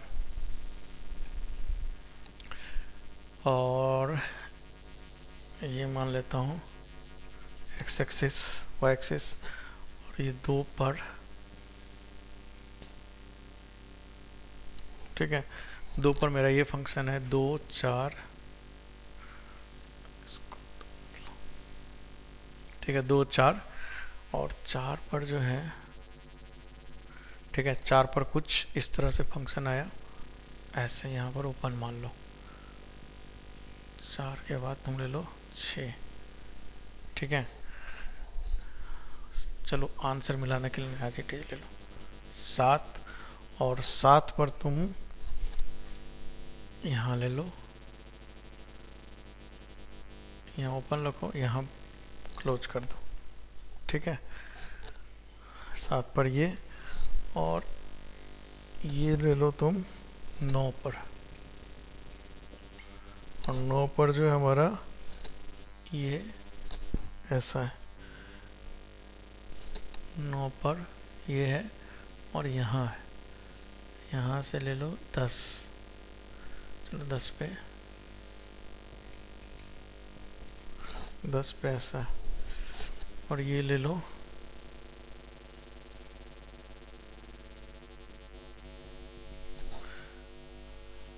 ठीक। अब बताओ तुम, ये 12 ले लो। अब इसमें तुम बताओ मुझे कि फंक्शन जो है कहाँ कहाँ कंटिन्यूअस है, कहाँ कहाँ डिसकंटिन्यूअस है। 2 बताओ।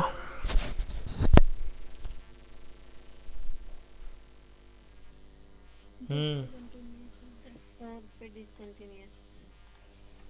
चलो एक स्टेटमेंट लिखो,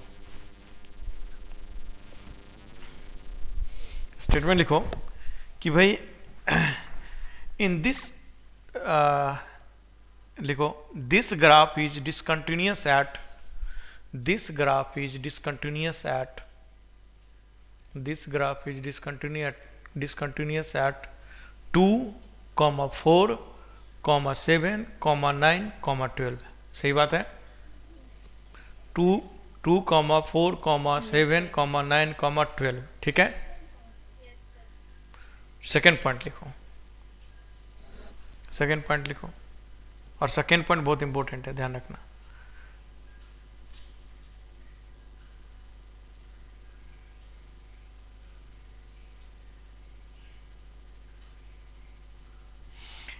देखो लिखो,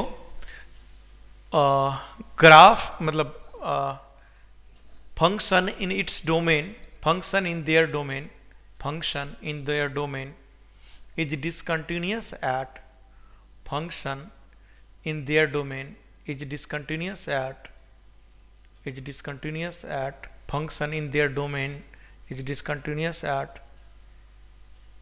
लिखो 2,7,9,12, मतलब 4 वाला जो पॉइंट आएगा ना वो नहीं आएगा।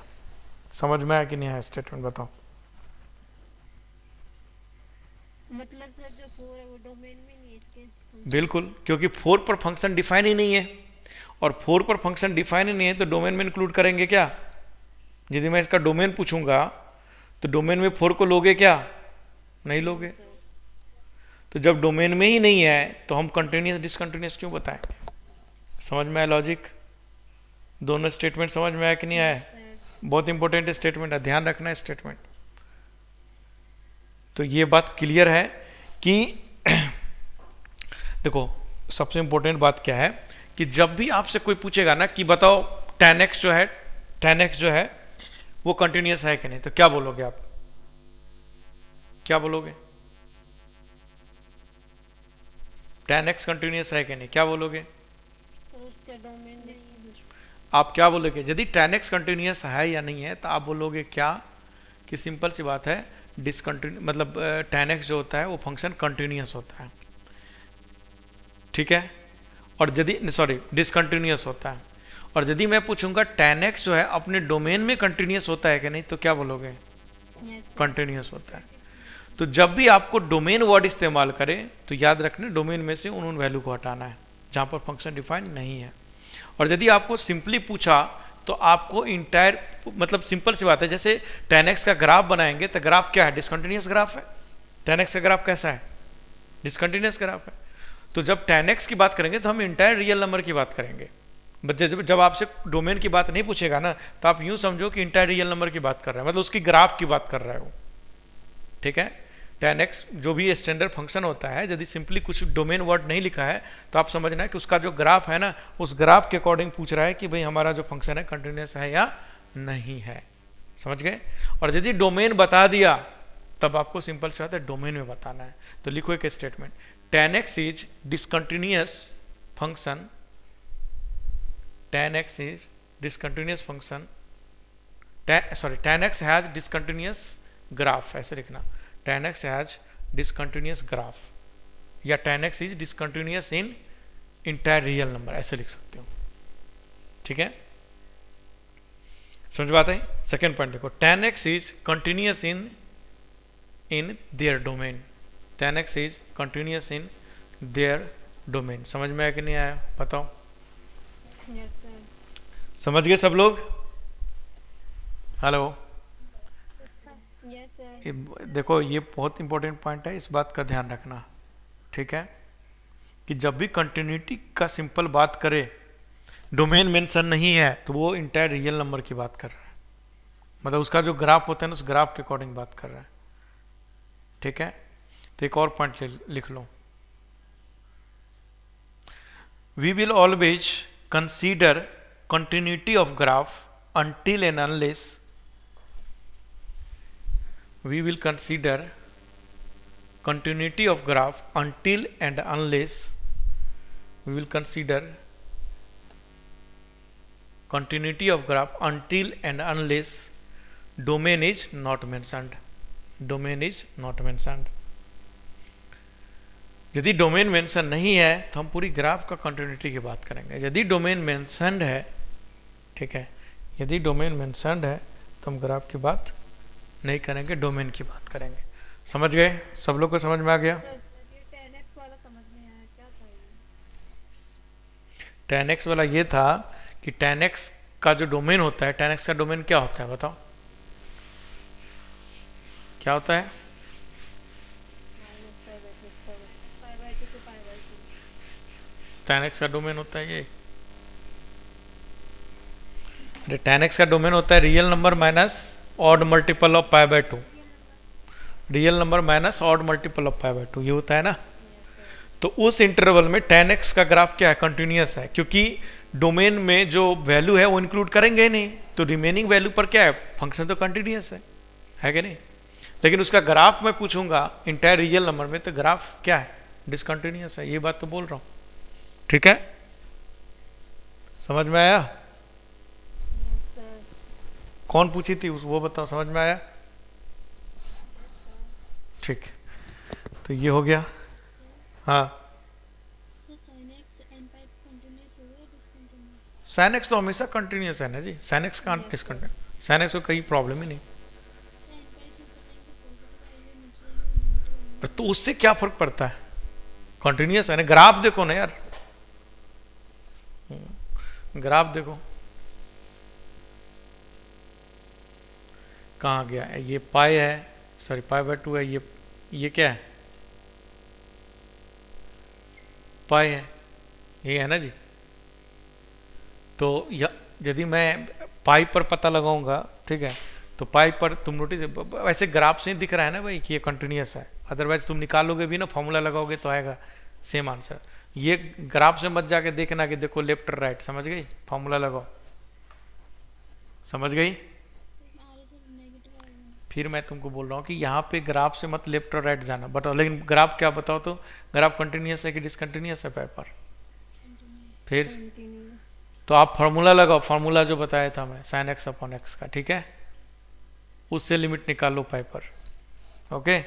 इससे ग्राफ से देख करके आप बोलोगे इसमें, ठीक है ना, तो जो वैल्यू होता है ना वो बहुत ही छोटी वैल्यू की बात करते हैं, तो वो अप्रॉक्सीमेटली जीरो हो जाएगा, समझ गए, तो जीरो बराबर जीरो आएगा, तो इसीलिए प्लस माइनस नहीं आएगा इसमें, समझ गई,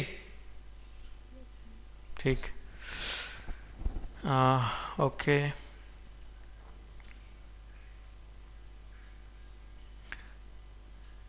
ये भी लिखवा दिया था ना पॉइंट की कंटिन्यूटी इन एन इंटरवल वाला पॉइंट लिखवा दिया था,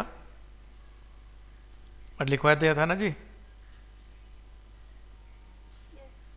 चलो लिखो, नेक्स्ट पॉइंट लिखो कि sine x comma cos x comma e के power x, sine x comma cos x comma e के पावर एक्स कॉमा ए के power x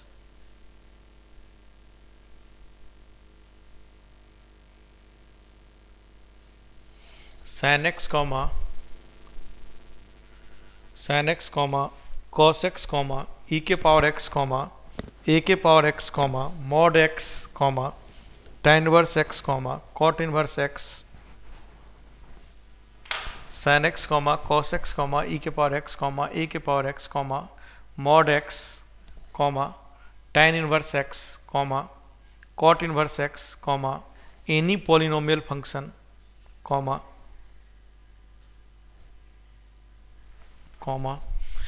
odd multiple of odd root 2n + 1x, ठीक है, comma this, ये लिख लेना, comma this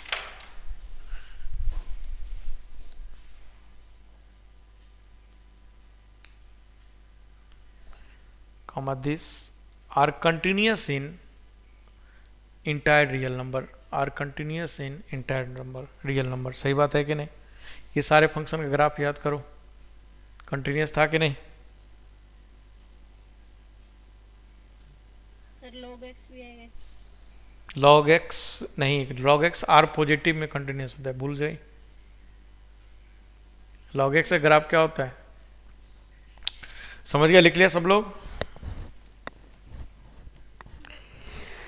next point लिखो, sine inverse x comma cos inverse x comma ln x comma log base ए x, sine inverse x comma cos inverse x comma ln x comma log base ए x,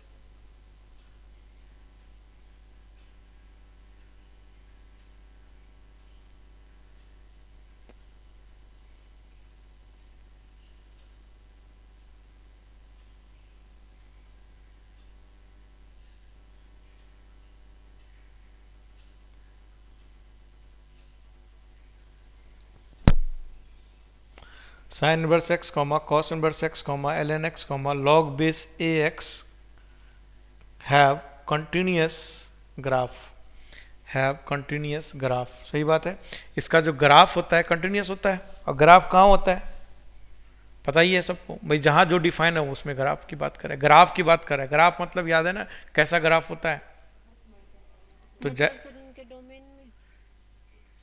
हाँ बिल्कुल domain में। अरे इन सभी का graph कैसा होता है, कंटिन्यूस होता है।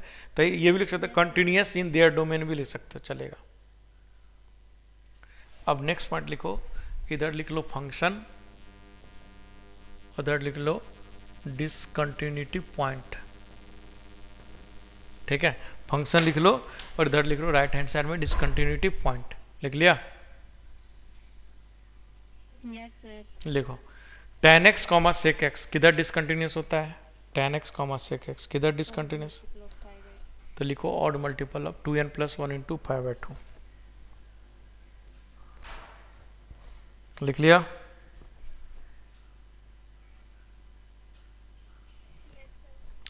नेक्स्ट पॉइंट लिखो cot x comma cosec x, cot x comma cosec x।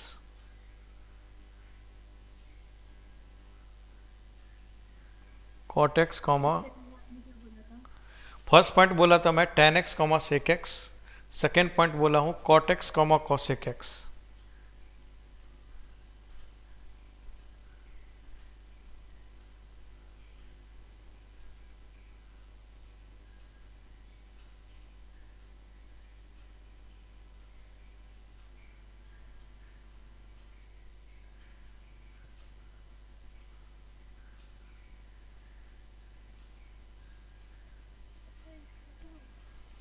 cot x comma cosec x n pi.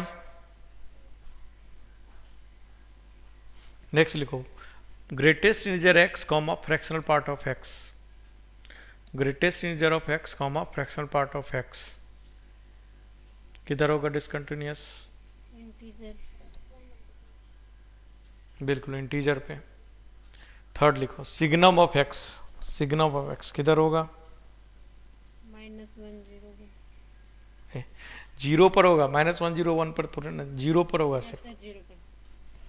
Signum of x किधर होगा, जीरो पर। ठीक है, 1/x किधर होगा, 0 जीरो पे। अच्छा वहां पर वो भी लिख लेना, एक √x भी लिख लेना, √x कॉमा x के पावर 2m, जहाँ ऊपर में लिखा था ना, जहाँ tan इनवर्स x वगैरह लिखा था वहाँ पर। ये दोनों भी क्या होगा अपने, उसका ग्राफ क्या होगा अपने डोमेन में, क्या होगा ये कंटिन्यूअस ही होगा, है कि नहीं।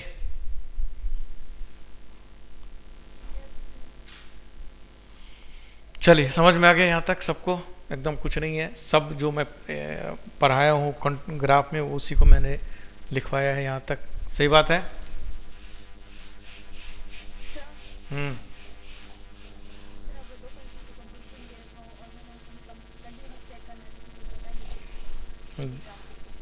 अभी रुक जाओ, अभी आ रहा है, 2 मिनट रुको। ठीक है, यहाँ तक समझ में आ गया सबको।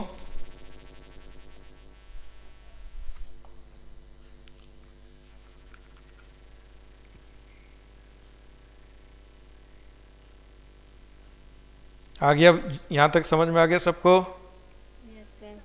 चलिए चलिए अब नेक्स्ट पॉइंट क्या है कि देखो मेरे पास पॉइंट पर बात कर रहे हैं, ठीक है। At a point x = a, at x = a पर बात कर रहा है। सपोज मेरे पास दो फंक्शन है, एक f(x) और दूसरा g(x), और ये दोनों फंक्शन कंटिन्यूअस है। तो कंटिन्यूअस प्लस माइनस कंटिन्यूअस कैसा फंक्शन आएगा, कंटिन्यूअस। क्यों आएगा, देखो कंटिन्यूअस है प्लस माइनस कंटिन्यूअस, इसका मान लो LHL कितना आया, अल्फा, RHL भी अल्फा आएगा और फंक्शन की वैल्यू भी अल्फा। ये याद रखना, ये LHL की बात कर रहे हैं, ये फंक्शन की वैल्यू की बात कर रहे हैं, और ये RHL की बात कर रहे हैं। और यदि ये कंटिन्यूअस है तो ये भी बीटा आएगा और ये भी बीटा आएगा और ये भी बीटा आएगा, आएगा कि नहीं। तो ऑब्वियस बात है RHL जब निकालेंगे इन दोनों का कंबाइंड फंक्शन का जोड़ करके, तो ऑब्वियस अल्फा और बीटा जुड़ेगा कि नहीं जुड़ेगा, equal to alpha plus beta ये भी जुड़ेगा कि नहीं, अल्फा प्लस बीटा जुड़ेगा कि नहीं। तो ऑब्वियस सी बात है इन दोनों का सम और डिफरेंस दोनों क्या आएगा, इक्वल आएगा। तो इसीलिए यदि दो फंक्शन दो फंक्शन कंटिन्यूस है तो उसका एडिशन और सब्सट्रैक्शन हमेशा क्या आएगा, कंटिन्यूस आएगा। सही बात है, अरे सही है। अरे आगे करा रहे हैं, क्यों टेंशन ले रहे हो, ठीक है, रुक जाओ ना थोड़ी देर। ठीक है, तो पहला पॉइंट ये हो गया, क्लियर हो गया सबको। दूसरा सेकंड, कंटिन्यूस इनटू कंटिन्यूस क्या होगा जी, देखो ये भी कंटिन्यूस है ये भी है कंटिन्यूस, तो ये दोनों आपस में क्या होगा हमेशा, कंटिन्यूस इनटू कंटिन्यूस ऑलवेज क्या है, कंटिन्यूस। सही बात है। Okay, third, continuous upon continuous क्या आएगा, सोच के बताओ, कंटिन्यूस अपॉन कंटिन्यूस क्या आएगा, ये भी कंटिन्यूस आएगा, डिवाइड करेंगे तो भी वैल्यू सेम ही आएगा ना। हाँ, प्रोवाइडेड क्या होगा कि डिनोमिनेटर वाला नॉट इक्वल टू 0 होना चाहिए। समझ गए, अरे समझ में आ रहा है सबको।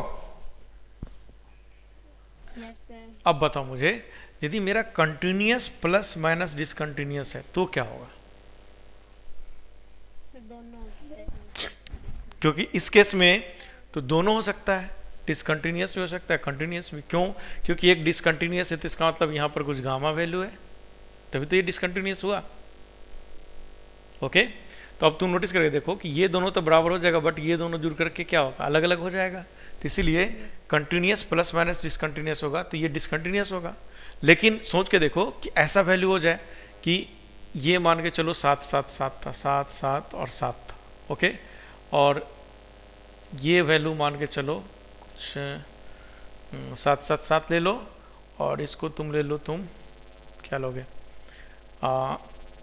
ये डिसकंटिन्यूस है ना, तो डिसकंटिन्यूस है तो ऑब्वियस बात है इसको ले ले 1, ओके, कुछ ऐसा सोच के बताओ जो जोड़ेंगे तो बराबर आ जाए।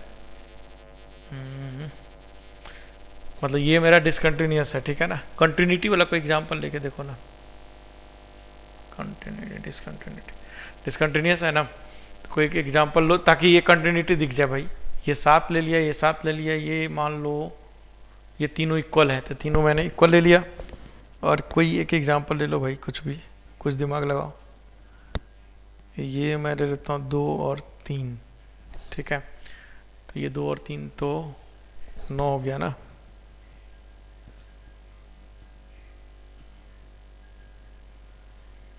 ये 2 7 7 7 लिया, ठीक है, इसको मैं क्या ले लेता हूँ 2, तो 7 2 9, और इसको भी मैं ले लेता हूँ 2, ठीक है, तो इसको तो कुछ और लेना पड़ेगा तभी डिसकंटिन्यूस होगा। तो इसको मैं क्या ले लूँ, अब इसको मैं कुछ लूँगा तो अलग आंसर आ जाएगा। मान लेता हूँ कि इसको मैं जी क्या बोले, हाँ सही बोल रहे, इसको यदि मॉड वाला फंक्शन है, ठीक है, मॉड वाला फंक्शन है तो ये तब भी कैसे होगा जी, कुछ सोच के बताओ। ये लेकिन डिसकंटिन्यूस होगा, डिसकंटिन्यूस तो प्रूफ हो जाएगा, ठीक है ना। कंटिन्यूस मुझे प्रूफ करना है, किसी का कंटिन्यूस प्रूफ करना है, ओके। तो कंटिन्यूस डिसकंटिन्यूस तो हमेशा हो जाएगा, कोई प्रॉब्लम नहीं। कंटिन्यूस कब होगा, ठीक है, सोच के देखो तो एक बार सोचो, मैं थॉट दे रहा हूँ। अच्छा, इसको भी सोचो, डिसकंटिन्यूस प्लस माइनस डिसकंटिन्यूस क्या आएगा, दोनों को सोच के देखो।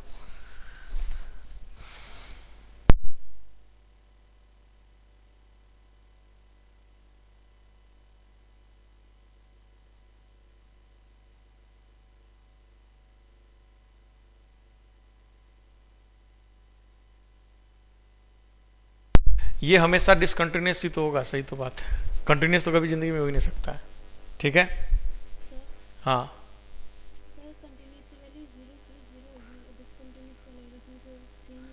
अरे तो 0 0 0 कैसे हो, तब तो ये कंटिन्यूस हो गया ना फंक्शन।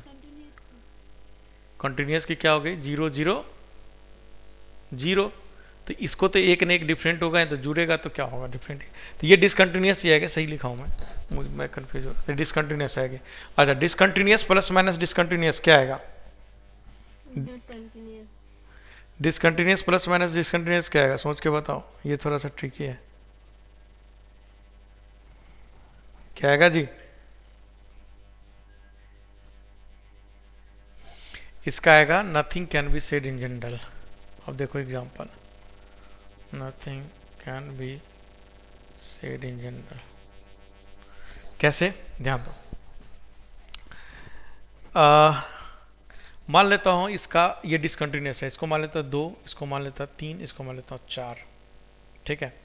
इसको मान लेता हूं 5, इसको मान लेता हूं 4, इसको मान लेता हूं 3। बताओ ये भी डिसकंटिन्यूस है कि नहीं? रहा है, ये भी डिसकंटिन्यूस है कि नहीं? बट देखो 2 5 7 3 4 7 4 3 7, ये तीनों इक्वल हो गया कि नहीं हो गया? तो इस केस में कंटिन्यूस हो गया कि नहीं हो गया? हो गया। तो डिसकंटिन्यूस प्लस माइनस डिसकंटिन्यूस क्या आ सकता है? कंटिन्यूस भी आ सकता है। ठीक है, समझ गए यहां तक? तो ये याद रखिएगा, ठीक है, क्योंकि आप डायरेक्टली फंक्शन देखते ही बता सकते हो कंटिन्यूस होगा कि नहीं होगा, यदि ये सारे याद है तो। चलिए आगे बढ़ते हैं। अब next point, continuous into discontinuous क्या होगा? कंटिन्यूस मल्टीप्लाइड बाय डिसकंटिन्यूस क्या होगा? जरा सोच के बताओ तो। ये मल्टीप्लिकेशन है, कंपोजिट नहीं है, बताओ क्या होगा आंसर? डिसकंटिन्यूअस। नहीं, इसका भी आंसर होगा nothing can be said in general. Nothing can be said in general. क्यों? देखो ये मान लेता हूँ कंटिन्यूस है तो 7 7 7 मान लिया, और ये डिसकंटिन्यूस है, सॉरी इसको 0 0 मान लिया। और यदि ये डिसकंटिन्यूस है तो डिसकंटिन्यूस कुछ भी मान लो 8 9, तो ये देखो दोनों 0 0 और 0 और 0 आ गया कि नहीं आ गया? ओके, और सिर्फ यही केस बनेगा और कोई केस नहीं बनेगा, ठीक है। अरे समझ में आया कि नहीं आया? Yes sir. Okay, similarly discontinuous into multiplied by discontinuous क्या होगा? ये भी nothing can be said in general, क्योंकि ये समझ गए। अब ये यस सर। ठीक है कि ये भी मतलब जब मल्टीप्लाई करेंगे तो इसके बारे में भी कुछ नहीं बोल सकते। जैसे देखो, जैसे तुम मान लो कि ये 0 है, ये 1 है और ये 0 है, ये 1 है, ये 0 है और ये 0 है। ओके, देखो तो कंटिन्यूस हो गया ना ये एग्जाम्पल कंटिन्यूस। अब इस तरह से डिसकंटिन्यूस का तो ऑब्वियस एग्जाम्पल बन जाएगा, तो 50वां एग्जाम्पल बन जाएगा। समझ में आता है कि नहीं आई? बताओ यहाँ तक समझ में आया? क्लियर है सब लोग? ठीक है, अब आते हैं कंपोजिट फंक्शन पे। अब बताओ कंपोजिट फंक्शन में क्या क्या पॉसिबिलिटी हो सकता है? अच्छा, डिसकंटिन्यूस अपॉन डिसकंटिन्यूस क्या होगा? Nothing can be said in general, nothing can be said. ठीक है, उसको भी लिख लेना। चलिए नेक्स्ट, कंटिन्यूस ऑफ कंटिन्यूस क्या होगा? ये कंपोजिट फंक्शन है, कंटिन्यूस ऑफ कंटिन्यूस क्या होगा? कि कोई फंक्शन कंटिन्यूस है, तो सिंपल सी बात है, देखो यदि ये कंटिन्यूस है तो ये अल्फा है, ये अल्फा है, ये अल्फा है। अब क्योंकि ये भी कंटिन्यूस है तो अल्फा जो वैल्यू पुट करेंगे फंक्शन में, सपोज वो बीटा दे रहा है तो अगला वाला भी बीटा देगा, अगला वाला भी बीटा देगा, देगा कि नहीं देगा? Yes sir. तो इसका मतलब ये भी क्या होगा? कंटिन्यूस होगा। समझ में आया कि नहीं आया? समझ में आया सबको? ठीक है, उसके बाद continuous of discontinuous, discontinuous of continuous and discontinuous of discontinuous, इन सभी के केस में नथिंग कैन बी सेड। सोच के देख लो, सोच के देख लो, क्योंकि देखो ना कि यदि आप क्या बोलते हैं, सोच के देखो, कोई भी बताओ कौन सा समझ में नहीं है, सोच के पहले देखो तुम, फिर बताओ कौन सा नहीं समझ में, तो मैं समझा दूँ।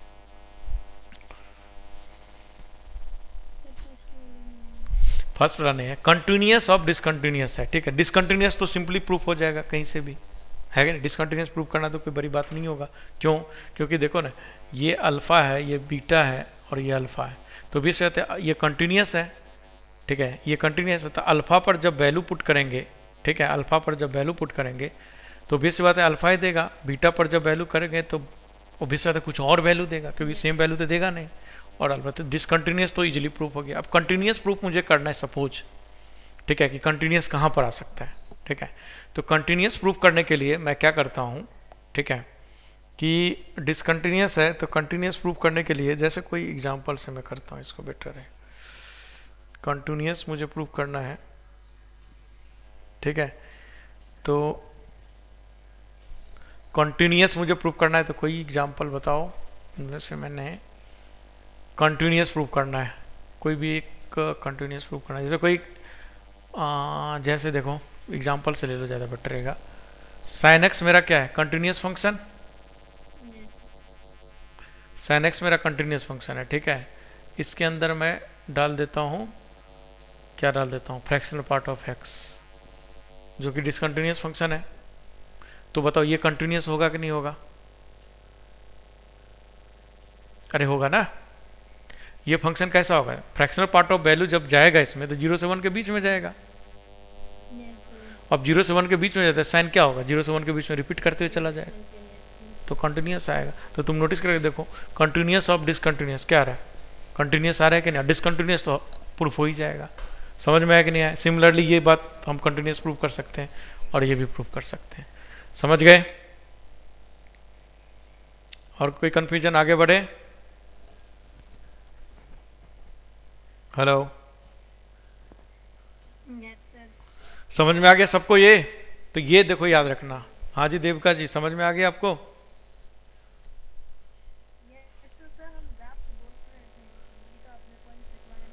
तो ग्राफ से कहे के लिए प्रूफ करने जाएंगे तो फिर तो ग्राफ बनाना पड़ेगा ना, इसमें क्या ग्राफ बनाएंगे भाई? तो हम तो जनरलाइज करके ही प्रूफ कर देते, ग्राफ बनाने की जरूरत क्या है?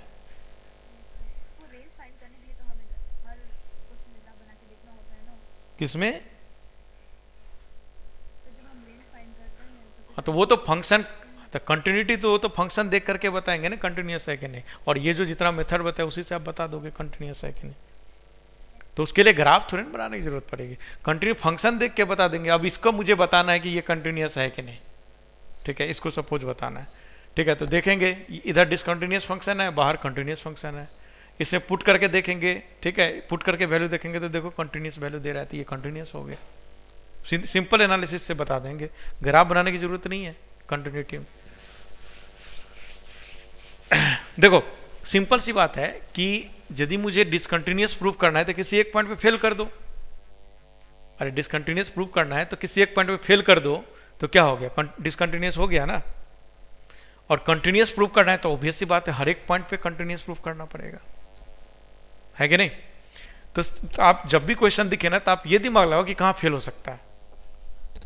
कंटिन्यूटी आपको पता लगाना है तो आप दिमाग लगाओ कि कहां फेल हो सकता है, ठीक है। अब यदि फेल होने वाला कंडीशन आपने जनरेट कर दिया, फेल होने वाला कंडीशन तो हो गया ना, खत्म। फेल वाला आपको मिल गया तो कंटिन्यूस थोड़े ना है जी, डिसकंटिन्यूस है ना, है कि नहीं? तो आप जब भी कंटिन्यूस आपको पता लगाना हो तो आप दिमाग लगाओ कि ये कहाँ फेल होगा, फेल मतलब कहाँ डिसकंटिन्यूस होगा। आपने ये बात दिमाग लगा दिया तो काम हो गया आपका, ठीक है। चलो नेक्स्ट पॉइंट लिखो,